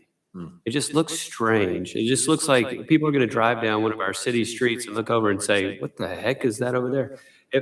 If anybody's seen Flowers by Us over here, where it's the old historic front, but then they extend it on like 2,800 square feet onto the back, and you can't really see it when you drive by. It seems like you have an opportunity to do something like that here, where you're kind of hiding the residences in the back. And I don't know how that affects their view, and I don't know the topo of the property, but it certainly seems like you could shift the parking onto that side of the property where the parking is what's interrupting that 50-foot boundary instead of the house. It won't look so obscure when you're passing by. So I don't know if you've thought about any other plans, but this just looks like two houses that sit like 10 feet apart. That's what it's going to look like when you drive by, I'm afraid. And you got one that looks like a ranch house and one looks like a two-story house. It's just going to look strange. So again, I know you're trying to build this on top of the garage, and I don't know the topo of the property there. So I don't know how it affects your septic and all of your other setbacks. Just seems like that's what would need to happen if you're trying to keep that house intact. Understand. And if this is approved, you come back to us on architecture, which is my understanding you will have to do. I would be asking you to make sure you change the roof materials on the old house to match the new house. I'm sorry, and I failed to comment on that. The intention was, and I just didn't miss that, I didn't have an elevation. The intention was to take and have a uniform look. So the color, the siding, the roof line. You said this looks like a carriage house. This just looks like another house. Okay. Instead of, an extension to the existing structure or more hidden. At a minimum, are you saying both houses will be painted the same? Both houses would be painted the same. Same They would, roof. same roof, same windows, same shutters, the intention was we only drew the carriage house, second house, but the intent, they are connected. And we were going for a fully uniform look. We didn't model that, on the existing house, but the existing house would be fully cohesive with whatever was built or vice versa. All right, so the But third point, obviously the we fourth, didn't show whatever that it well. is we would like planning commission and council to know that Reed's point is that they are very odd and not uniform or sort of fitting together as well as they might.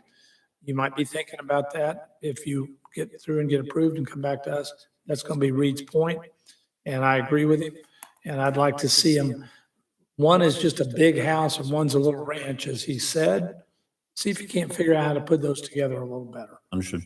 And our point is, well, we're going to get with the architecture and the roofing when he comes back, so we'll be okay to cover that then. Yeah, I think to that point, when I first went through these the other day and I saw page 10 and 11, I was confused because I kept looking at the, going, there's no dark gray building right next to it. I don't know what I'm looking at, and it almost I think the drawing is misleading. This building looks like an office park building. Okay, got Compared to it. the house. And so from an architecture standpoint, we're to, approve what that looks like, that's really distinctly different. Oh, understood. I agree. Initially in my notes, I was writing down, it's like, well, gosh, if the concern is the sound, and lights and seeing all of that, then just build in the buffer, put in a huge hedge right there. But then it's an interesting point that that's likely already been determined that it's supposed to be there, and it's on the onus of neighbors actually to be maintaining that. And if that's the case, I think that's a super interesting point. I do think that having an understanding from your current property, the nearby folks, of what the experience of being next to something like this is. I think often the fear, uncertainty of doubt of, oh my gosh, what is going on next to me? And you continue down that rabbit hole to where you're thinking it's going to be a halfway house. No, we're so far off base from what you're trying to do. And so if you can hem that in by, no, this is what we do. And this is what our neighbors currently think of us. And if we get this approved, the code will ensure that it stays this way, then I think that will help. From a design perspective, gravel's loud. My next door neighbor, I live on a pretty large piece of property. I can still hear my neighbor's gravel driveway going back. So I think if it's possible at all to pave that, that would probably be beneficial to your neighbors. They don't have to hear that. A double asterisk paved that no gravel roads. Okay, So we got we'll it. all want that real clear, that we'd like planning commission to stay with us on that. Right. Okay? Original owners of the current property on Mayfield? No, we had without telling you a long story, we had a family member who was in senior living, and we looked and we just said we weren't satisfied with the kind of care that they were getting. So my wife was a nurse, and so we bought that was an existing place. We bought it, and we've been operating it for 9 years. No, 'cause I watched that. Like to see the fact that that venture. My point to Doug. On that 16-foot gravel / concrete driveway. That gap of that fence, like, is there a possibility to do this?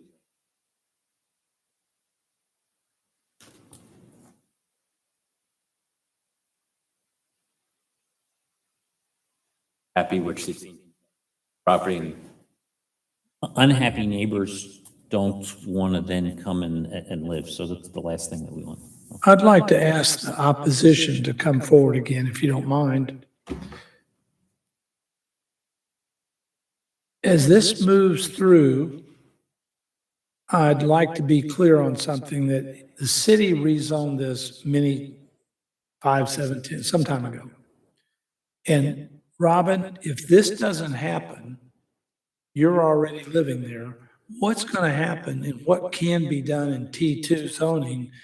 Because while there's a lot of things I don't like about this, we voiced, the flip side is this is pretty residential and not a lot of traffic. And these big buildings here in Crabapple Market, you can see what T2 zoning can be. And so this looks pretty soft to me. I was surprised it's T2. I'm shocked that came on down Cogburn. When I went out there, I thought, this is a terrible, how can this be T2 at this point? But it is. So let me So what can explain be- so T2 requires minimum 1 acre lot. You cannot do a flag lot. So this is 1.5. So it cannot be subdivided on its own. I mean, obviously, if there was an acquisition of the next property and somebody bought all that, they could subdivide. I think it's like 7.5 acres. They could maybe create a large lot subdivision, or they could create a regular subdivision. So it's really, other than single family 1 acre lots, you cannot do flag lots. You have to have minimum 100 foot of frontage on the road. So other than. Can you do commercial in T2? No. Okay. other than the use permits like this one that are permitted in T2, or a vet clinic could be built there, a commercial vet clinic could be there. See, Because that's a good, it could be a vet clinic, which would be a lot more traffic. But not at night. Actually, it'd be as nice. Yeah, it would be noisy during the day. Let me just double check on that. It's in AG1 on, I'm going to take back on that because that's AG1, not T2. So, no, it couldn't be a vet clinic. I'm sorry. I'm just. Okay, it's important to me as we make our recommendation. It is zone T2 at the city's will. What can go on T2 if this gentleman can't do what he's done well other places? Pretty much residential, and then I'd have to go through the use permits to give you all the different use permits that would be permitted, and I don't have it on T2, what memory. density can you get? How many- Only, it has to be 1 acre, just like AG1. You can't get higher density than 1 acre. And it's even more restrictive because you can't do a flag lot. So even if you had 2 acres and you only had 100 feet of frontage, you couldn't do 2 lots because you only have 100 feet. You would need 200 feet of frontage for 2 acres. So it can be one house, and potentially, if they got permits, it could be a business of some sort out of that one. No. Only It with could a be a use business. permit. You could have a home-based That's what I'm business saying. like your But you office have to or get a your permit, right? sales. Right. I'm sorry? But with a permit, with a use permit, You couldn't do like a Can you do it? insurance office or a real estate office. You do an that you have event public facility, coming to. something You like couldn't that, do a nursery. I'm sorry? Nursery, event facility, those are use permit sort of type things, right? Right. A nursery is for AG1. Like I said, I'd have to go through every single use permit to see what's allowed. All in right, so what T2. I'm learning is T2 is pretty restrictive. It is pretty restrictive, yes. So that's in your favor, that I thought it was allowed more, and I was going to hear something that I just learned, that it's very restrictive. You all, as you work through this, need to know those kind of things. I again encourage you to think about, is this, what is bad about this and what can we live with?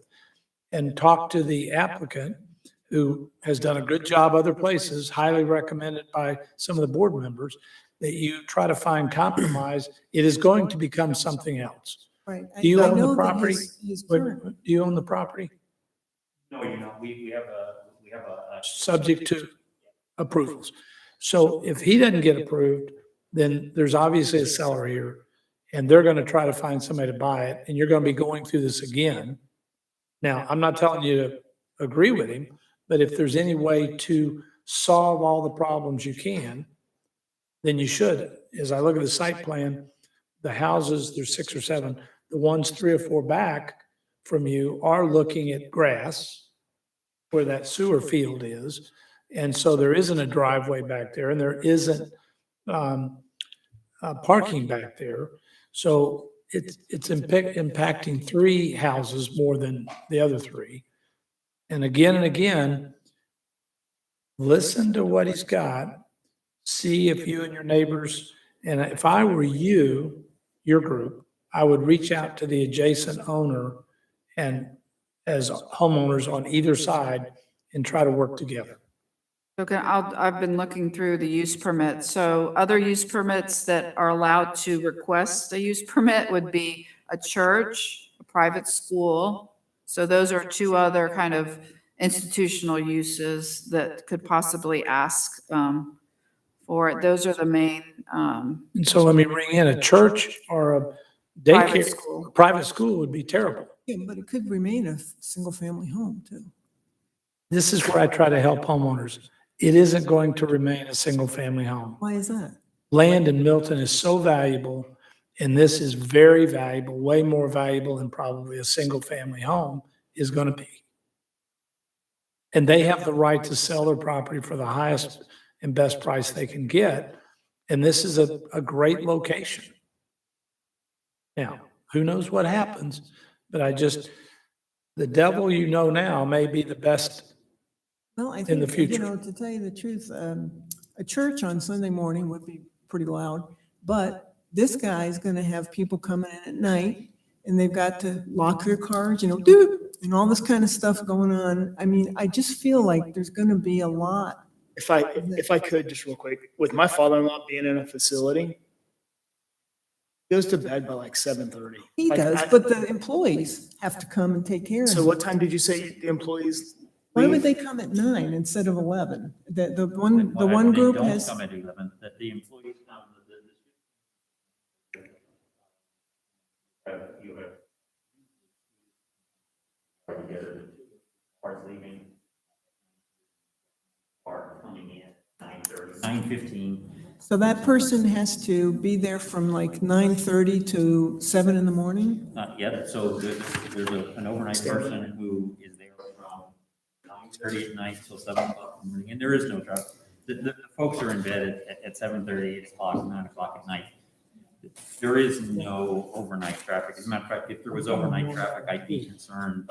I think I'm sorry to cut everyone off, but I think for the sake of this, is we've already kind of recommended that you guys get together offline and discuss this. There's really nothing that we can rule, kind of with the discussion back and forth. And I think that we've kind of all started to state our case and what we would like to recommend to the planning commission. So I not to cut you guys off, but I feel like we're just kind of hashing out. Just one thing from hypotheticals. a design perspective, I do want to consider, if this were paved and it wasn't loud and we're talking a couple cars at 9 o'clock or whatever, it seems as though they're all going to be facing away from the neighborhood. When they pull in, they're going to be going parallel to it. And when they park, their lights will be facing away from the houses. And then when they leave, you'll get some tail lights and then pulling it back out. So there's not going to be a whole lot of lights going in and out. From a design perspective, that shouldn't be an issue, right?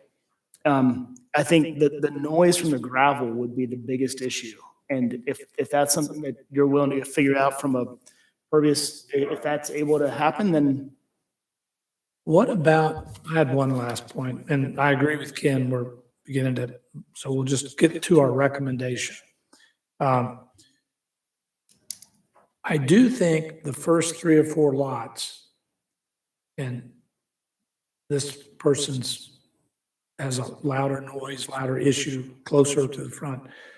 Why wouldn't you work with some extra landscaping, maybe an opaque fence down to the parking? The last 2 or 3 lots here don't have the noise and drive. I'm very sympathetic to her concerns because I think they're real. And so maybe as you all meet and talk and do what we've suggested you do, it's your choice, that you propose some things that would make you happy. And that maybe you could get to compromise before planning commission. Last meeting, we offered a fence. We're happy to put a fence in. Talked about the gravel. I invited for private meeting. No problem putting a fence in. Fully okay with that. Fully okay with All right, well, let me be on record, and I know planning commission is going to feel this way, and the council. Meeting together and discussing it and trying to resolve this is important. While we've all got issues we're making recommendations on, I don't think we're finding any horrible thing here that had we had a vote, that we might vote no on and deny him.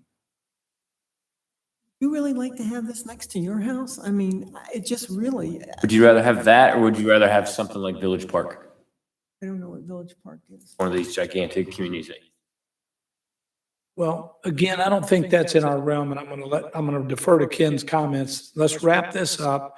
Have we all, but I really appreciate your point. I'm really sympathetic to what you're saying. So we need to move it to planning commission. And this has been a good practice run for both of you because you see the issues and both of you need to work toward trying to find compromise.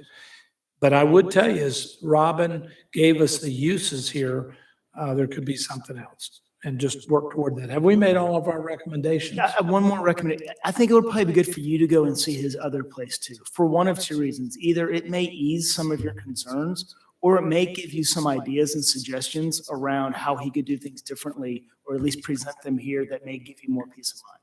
Well, the thing is, it's right next to what used to be the Alpharetta Library, and I have a friend who worked there all the time. She said cars came and went all the time. There were things being, I guess servicemen, to repair various things. There's all kinds of cars parked there right now when I drove by to come here. I mean, Then you need to and he's document not- those things so you can tell planning commission Yeah, this. that's what I would do. There are other facilities around Milton that are this type of facility that you'd never know they're there. And that could be just other case studies for you to go see wouldn't know what they're from the doing well street or that what they're they're doing there. wrong. The street, you would never know it's there, but from my backyard, my bedroom, I'm gonna definitely know it's there. I think you should go walk with her permission, her backyard and look and see what she sees. Listen to the things she's telling you. I would love to, and will make myself available at any time. All right, we need to close the public hearing and then. I just have one more thing and that's it. Sir? I just have one more thing and that's it. Yes, and we're going to close the public hearing, and now the board is going to get all its recommendations recapped, and the king of recap is down here in Doug. And so he's going to recap everything so that you can convey that to planning commission. So If the board would do that now. yeah, I just wanted to comment just for my recommendation. So the request for the variance for the 4 handicap spaces in the front of the house, and that really because in this district, location of parking shall be on the side and rear of the principal structure. We're talking about, you're asking to add 4 handicap spots here, and that's fine. But the existing gravel and everything that is shown on this, I'm assuming is going to stay. And so cars are going to park there. So it's almost like a moot point to ask for 4 handicap parking spots in the front when there's an existing gravel parking spot or pad already there, right? So I just want that to go on record. The buffer, I think that it's aggressive, that buffer, but I also think that the T4 was designed with those restrictions in mind to try to help the citizens, like I said earlier. So I do feel like there are some modifications that could be made to this, although they may be a little bit more costly, but I think it's something that could be less of an approach into, the setback. And the other thing too is the field and the stuff in the back for the buffer as far as the septic field. I've got no problem with that. I don't think there's currently no trees or anything like that. You've got a pretty good buffer in the back. So that one for me is kind of a no brainer, but that's all I got. So I think we tell planning commission in our report that the back buffer doesn't bother us. So you're okay with the reduction based upon, yeah. As Ken just pointed out, the Yeah. back buffer doesn't bother any of us. It's the side with the adjacent residential Right. that bothers us. Any more? And we may very well be okay with that too, provided you're able to get a letter, but understand there's extenuating circumstances with that neighbor, and I appreciate you not bird dogging them for a letter at this point. Right. Okay. But maybe a letter or a way to touch base with them so that they get in the fold as soon as they can. Absolutely. All right? Anything else? Just a matter of Casey? design comes back to us. So we've given you everything we want to give you. You know, you have it. And Yep. it'll be interesting when it goes to planning commission. I don't go often, but I may go to planning commission to follow this one.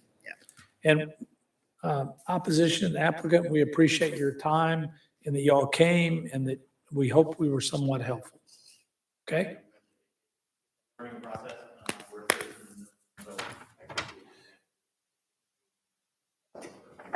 All right, we're going to move to the next item on the agenda, and that's final reviews, Town Center East, 850 Mayfield Road. 50, that sounds like me, 850. Thank you for your patience in waiting tonight. You want to introduce, as you leave, I think we've been honored this evening to have the chairman of the planning commission with us. Come up and say hi. And introduce yourself so we all know. Kurt Nolte. I live at, no, wait. No, I just want to stop in, newly appointed chairman of the planning commission. I think, I like the work you guys are doing. I think there's a lot more we can be doing together. having more one voice. I'm going to work with Charlie on that going forward. So, yeah, could you clean this up a little bit before it gets to us next time? Yeah. Again, We're sending you a sticky wicket, aren't we? Yeah, thanks. Have fun with that. Yeah, no, Thanks for coming. Oh, absolutely. And again, you're welcome at our meetings anytime and, any input. I think we need to open those lines of communication. Yeah, absolutely. Thank you. All right, super. Keep up the good work. Thank you. All right, good night. All right, now we're back to Town Center East, 850 Mayfield Road. Seeing no one in the audience, I assume we have no opposition. This has been to the DRB in December. We missed the January meeting, but we are here. All right, yes, sir. Hey, good evening. My name's Andrew Telliker. I'm here to talk about, well, my address is 500 Thrasher Street, Norcross, Georgia. I'm here to talk about 850 Mayfield Road. It is a 3-story, 20,000 square foot project. Owner is John Gatson. If I could, since you've been here once before and it's getting late, your drawings are great. Thank you. Earlier tonight, you had to listen to me for sure, talk about bad drawings. These are great drawings. You want to get to a yes, right? I sure do. So let's get on down the road with that. Okay. I have one question that concerned me a little bit on page A12 in your presentation, which is excellent. And staff, again, there's A architects and D architects and A plans and D plans and BC in the middle. These are really great. This is what we need to have as much as we can. More details, better. The earlier drawings tonight were just way below where we want to be. So these are great. My question on page A12 is this is showing red brick that is on the first 2 Starbucks buildings. And I would like to see these 2 buildings match. So if I go back to page A18, I see a buff beige color, which is the color next to this building. And I want confirmation on which brick is going to be there. I personally don't want to see red. I want to see this match the other one. They're going to match pretty closely. It's painted, isn't it painted brick? It's a Melrose brick, so. No, It's not painted brick. it's a wash too. I think the material board shows pretty well. So I don't think that photo is a good representation. Yeah, for sure. So it's going to be more of a. All right, so here's what I'd like to say, make sure this is in the report, is on page A12 of the presentation, that is red brick, and that is not what we're going to have. We're going to have what he's shown us on a sample board. Are we keeping the sample board? No, we take picture. Let's get a Well, but picture. is there a name for the brick? That's So a make sure The Cherokee name is brick. correct? I think it's a Hawthorne or a It is. It's not the Melrose brick that I have featured here. That was the original choice. So there is a error in the presentation. If I have to admit to one, yeah, I think there is. Well, you'll get to a yes faster. So. Yeah, so there is an error. It's not the Melrose brick. It's a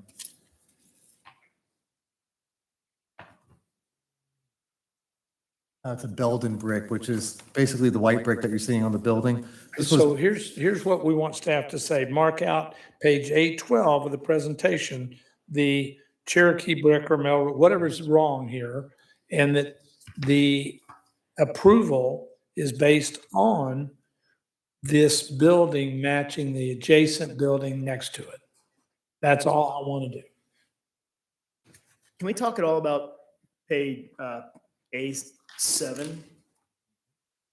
So when I drive into Crabapple, this is what we'll be seeing from the traffic circle, right? Is we'll see the side with the stairs facing us. that's right. And there's a kind of a colored rendering a little further on that shows it. Yep. A19. So that'll show it kind of what it'll look like with the rendering. It's going to be that more of that white brick. You'll see the exposed steel stairwell painted black or a dark gray color. Is there a reason why the stairs were put on the side of this building and not on the back like it is in the one that's right next to it? Because of the way the 4 units are split up. So there'd be 2 units in the front, In all fairness, two there's units in probably the gonna back, be a and so building there's a that's covers corridor that. down the center, a double lit corridor. That was my, when I'm driving in and I'm trying to Mhm. envision this thing right there, those stairs are what's gonna be staring right at us, driving into Crab So Apple. I thought the same thing. And looking at the plan, I mean, it's almost symmetrical. And I don't know if it's too far down the line, but is there a way to flip it? So Probably not. well, let me just give you a little inkling. There's a buyer for the property next door. And so they're going to be building a building almost right next to it. So that stairwell is going to disappear because there's going to be another building there. Got it. So just to give you perspective. And just for The history here. brick is the Cherokee Melrose Queen. So it states that in the exterior material finishes on A5. Yeah, I think it's going to be a Belden brick. So I think initially the selection on the first building was the Cherokee, and we just I assumed it was the same brick, and it's not. When I looked into it, it's a Belden. And I realized that after I printed everything off, and I didn't think you guys would really notice that, but you did. They're really sharp here. So. Really sharp. Well, you wanted to look right. I can appreciate Building that'll be that. in the corner though is lower than where this building is, so the building will not be as, I mean, we talked about this at the end of our last meeting. This one it's 3 stories. It's really 5 stories. And so when you're pulling in, the building that's going to go on the corner there is not going to be nearly as tall. Here's what I would tell you after 4 years. I would not have allowed any of these exterior stairs. I would have made it be interior. I don't like any of them on any of these buildings, and I think that's poor design, but it's done way before our watch, so we don't have a lot to say. Great buildings. Gaston's done a really great job. So let's just let the stairs ride, because it's too late in the game to do it. They got an LDP, they're way down the road. Again, in my vision of architecture, we would not have ever allowed all these stairs on the back of all these buildings. I think they're all bad. Cheap way to do it. They'll rust, they'll look terrible in 5 years. But are we allowed to state that we'd like to see like some screening? I mean, you can run some sort of kind of, I don't know. Again, I'm with you, Charlie, I don't like it, but it's already there. So at what point are we? It's in the whole project. It looks like my fraternity house. Man, that's the backside of my fraternity house. Big metal stairs that went down, and it's the ugly. That's where the dumpster is. Like that's the unattractive part of the house. Or And when we're you going to go- put this one in a place where when you're driving into Crabapple, it's right there. Yeah, could you mount like some, I mean, again, is this something that we have the authority? Could you mount like some cedar boards or something like that, or between the stringers of those stairs to just kind of mask it? But again, like Robin said, there will be a building right there next. Problem is if we allow this one, then is the next building going to have to be afforded the same luxury and have their stairs right there on the corner as well? Once we start talking about something we don't like and we get on record, then staff knows how we feel. And that's why it's important to say, we don't like these outside stairs, don't want to see them anymore if the board agrees to that. And we just got to get on record. He's halfway, well, he's 10 feet from home base. And I think it's too late to burden them with any change we'd want to do. Right, but we'll It see is the a next good- building come through and. Right. Yeah, well, the next one, we're now on record. And on the building that's being bought now, we're not obligated, as we are to Gaston on the building next door, to have exterior stairs and to play fair. Tell the next folks we don't like fraternity stairs. Our New York tenement, every every housing project has fire escapes. And this looks very New York to me, or very low level. So, but we got it. It got approved. Not on the exterior part of it's not seen from the exterior road, but it is exterior to the building, back side of the building. Fire escapes need to be internal. Like the orchid. So I mean, we can work. But at with least you. this one's like, Yeah. It's inset. It's It's halfway tucked inset. in a little bit and not like protruding out like the other buildings. So that I think is an improvement for So we're sure. talking about driving in, but eventually Charlotte Extension's a very big time drive, and it's just as important as the roundabout in the first part. So I think with the quality of Milton we want to see, we ought to say no external stairs Moving forward. moving forward. And that's just where we need to be in the quality we're doing. And I don't know this, but I'm not sure. Does Adams have exteriors? They're Yeah, interior. there are exterior. They're exterior. Yeah. Oh, the new building? Well, I mean, some of the existing ones along Crabapple do have exterior. They have an elevator shaft and then they have the Oh, that's right. stairwell. Is it up. done that way just? That's right, they do. Staircase are right there at the corner, right? I think every outside. commercial building is. Is it that way just because it's a cheaper way to build it? That's That's the only exactly reason right. to do it? That's the only way Yeah. to do it.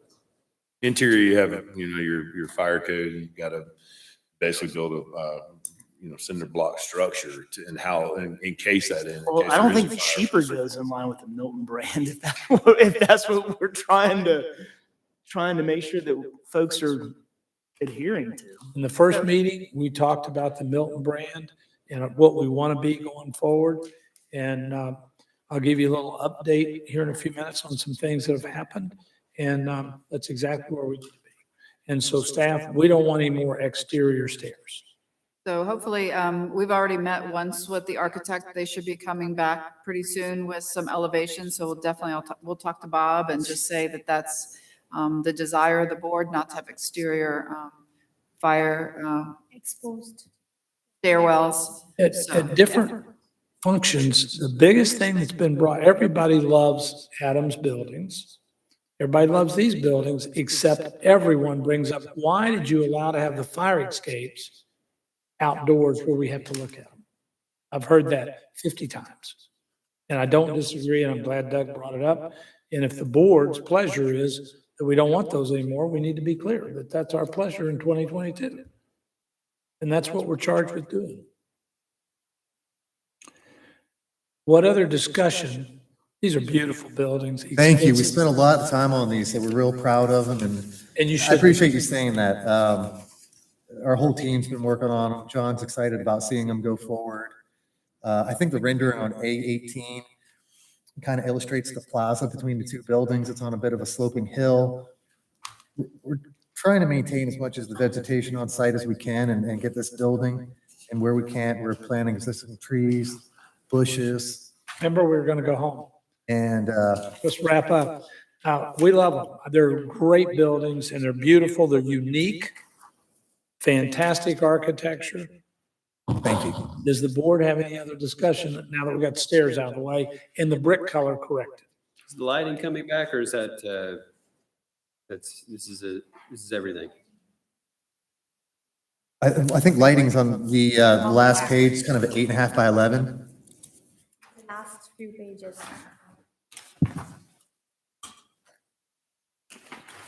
Yeah, I sat out there for a while and I asked the guy walking his dog what he thought of the building. And he was like, oh, no, I mean, I never really thought about it. I was like, okay, well, now that you're looking at it, he goes, the only thing is the stairs. Everything else, I mean, he likes the building.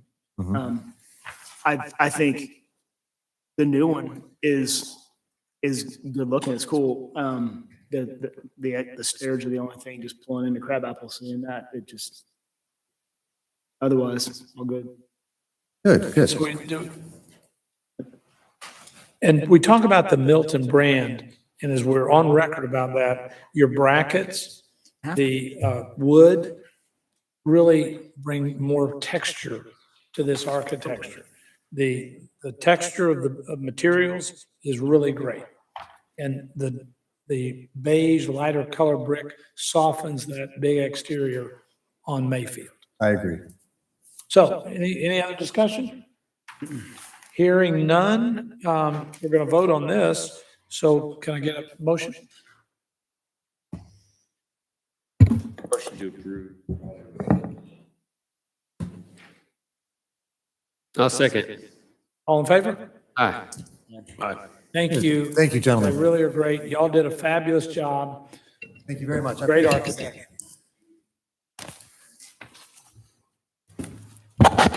Okay, the next item is new business. I've got some new business I'd like to discuss. myself and Laura Wysong, the chairman of Planning Commission, and numerous others want to see the three boards have a closer relationship and see Planning Commission making laws, the things they do, us looking at architecture, and BZA deciding if there should be a variance. We're wanting to have a closer relationship. We've had meetings on it. One of the council members has been part of that meeting. Chairman came tonight because we met all for 3 hours earlier this morning.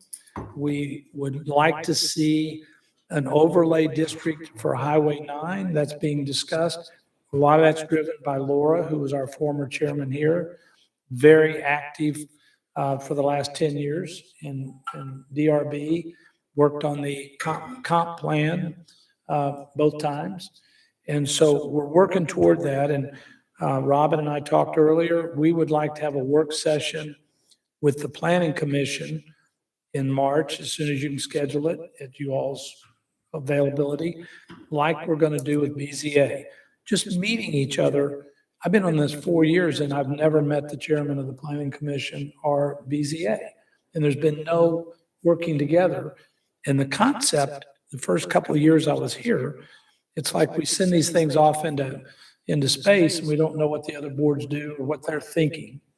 And if you study the boards, BZA makes, or Planning Commission makes the rules, laws, plats, codes. We enforce that as to architecture. And in my mind, architecture is also buffers. Three-story building with no buffer may need something different. 3 stories with a 50-foot buffer may be something else. Like you just pointed out, Doug, the new building will only be 2 or 3 stories down in a hole, and it's not going to screen those stairs. So architecture is buffers in the whole package. And if we send something forward, we would like BZA to know how we're thinking about this. Adam Danella is going to be on Planning Commission now. He's a lawyer. He ran for office. And so he's real into all of us working together also. And so I'd like to get this scheduled where we have this work session together, share ideas, share thoughts, and know who they are, and them know who we are. So as soon as you can schedule that, I'd like to. I hope everybody's going to come to our February 15th meeting with, and rather than the word training, I like a work session. They're pretty trained. And let me comment in this second meeting. To me, 4 years, this is the strongest the design review board has ever been. More comments, better comments, and it's just been, all of you have been great. And it's impressive with all the input you've given in 2 meetings. Continue that.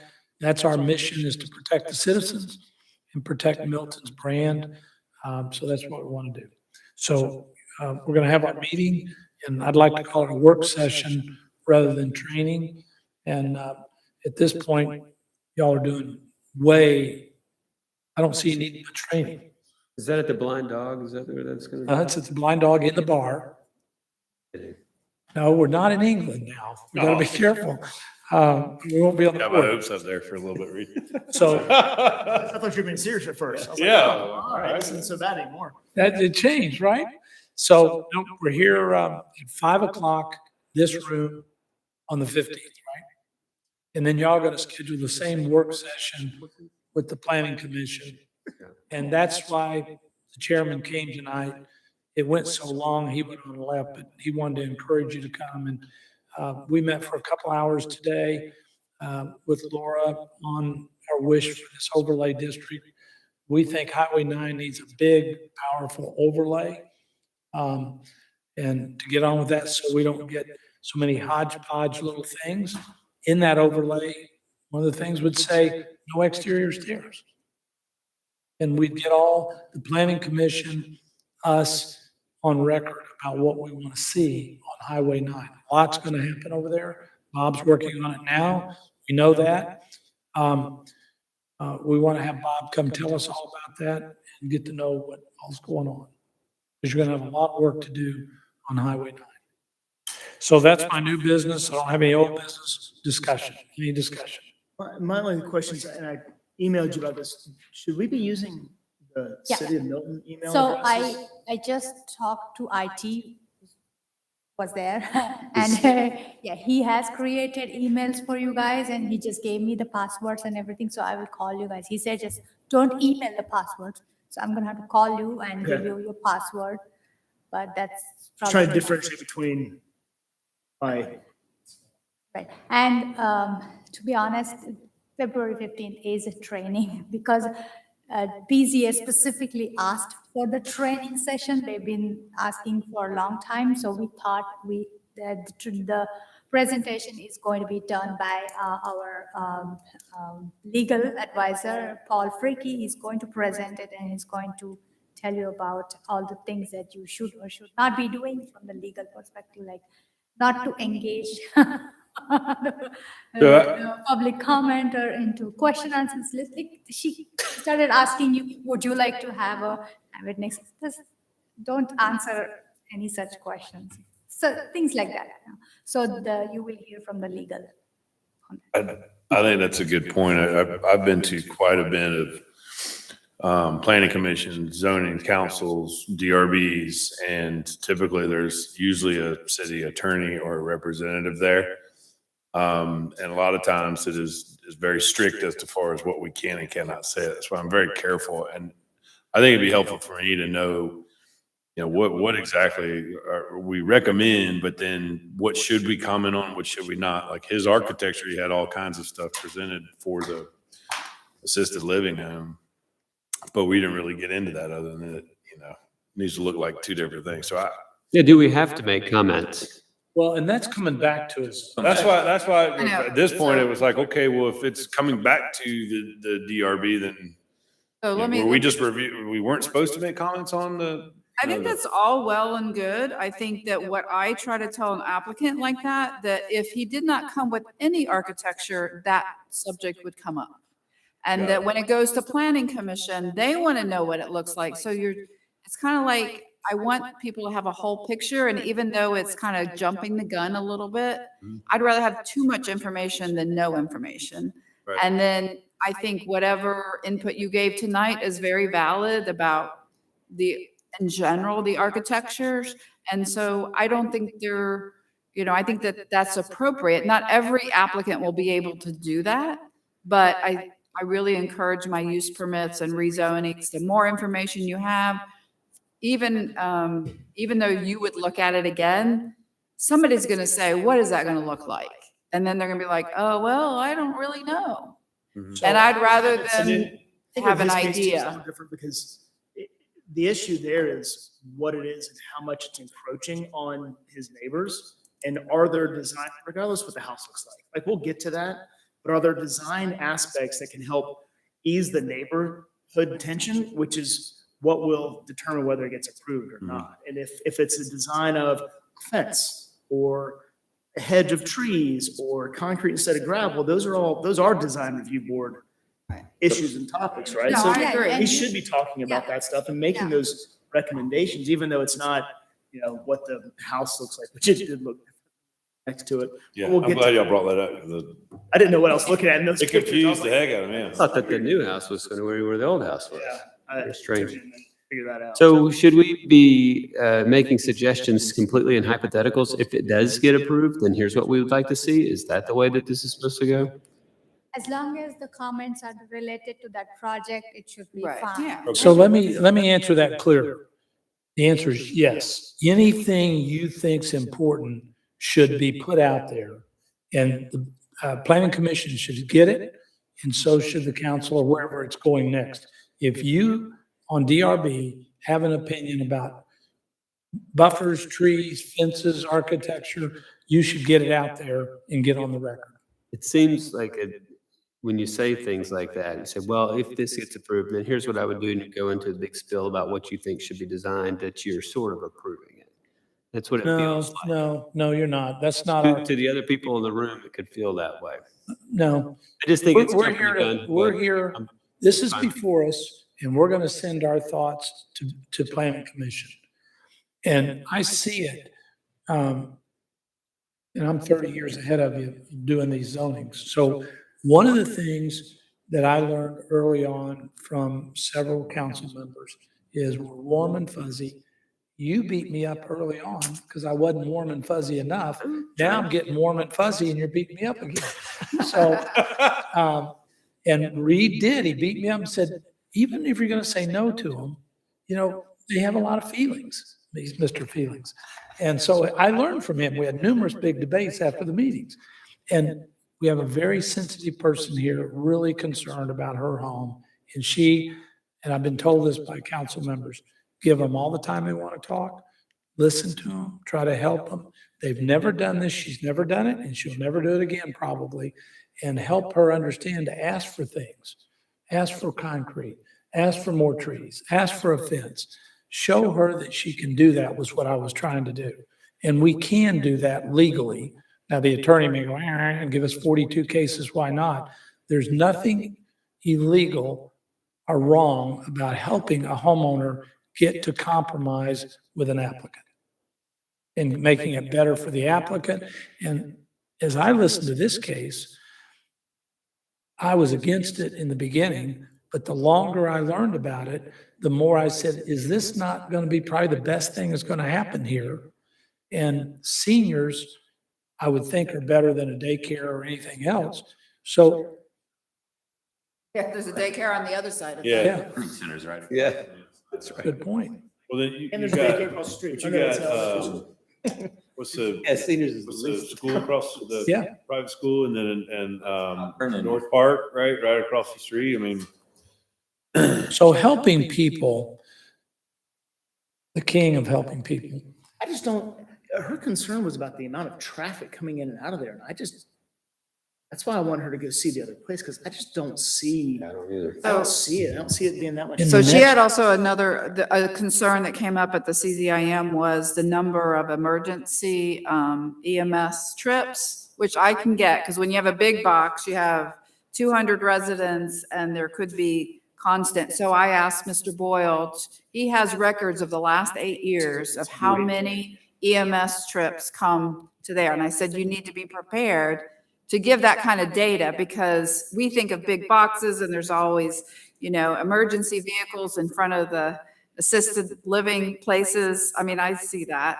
And so I think that the more information that he can give, will help people to make a decision that's informed Absolutely. It's a instead great of point. just assumptions. To that point, though, the folks that are going to his place are in a little better health than the folks that are in the big boxes that are having to have the ambulances called. right. So there's. Again, if we can help them get to a choice that's good for both of them, we'd love to have, and really council's going to make the final decision anyway, but the more we help them as they go down the road, that's what I think our mission was on something like this. And all year long, you're going to hear people that don't do this and they're really upset because all they know is it's going to be changed.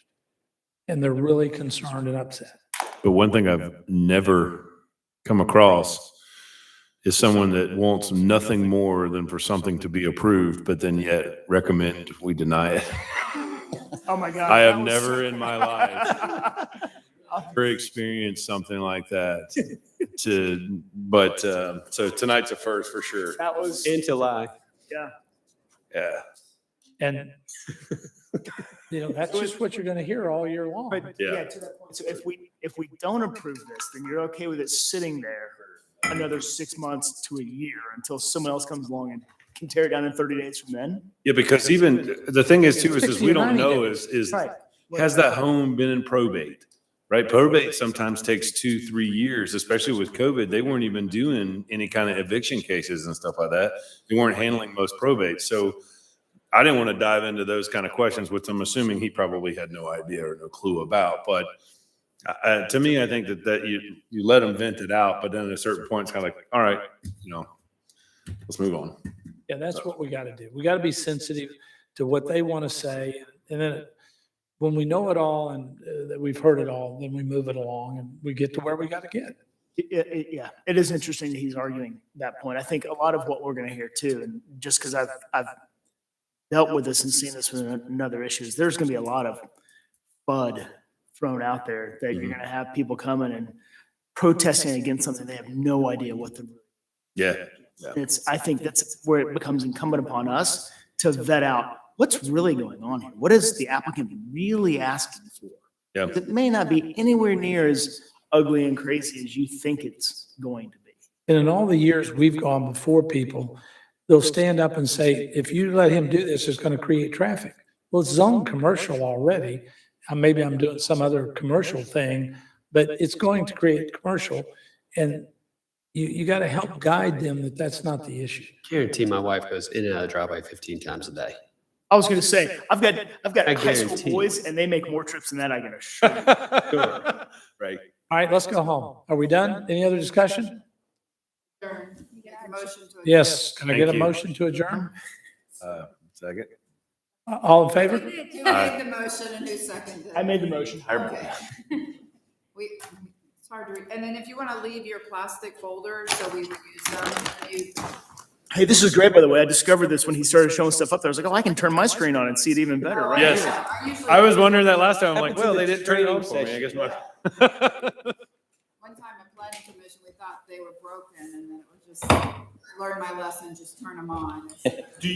Does staff make recommendations, like when someone goes in front of planning commission or Yeah. so do you make recommendations? Is that done after DRB or is that done? Yeah, oh yeah.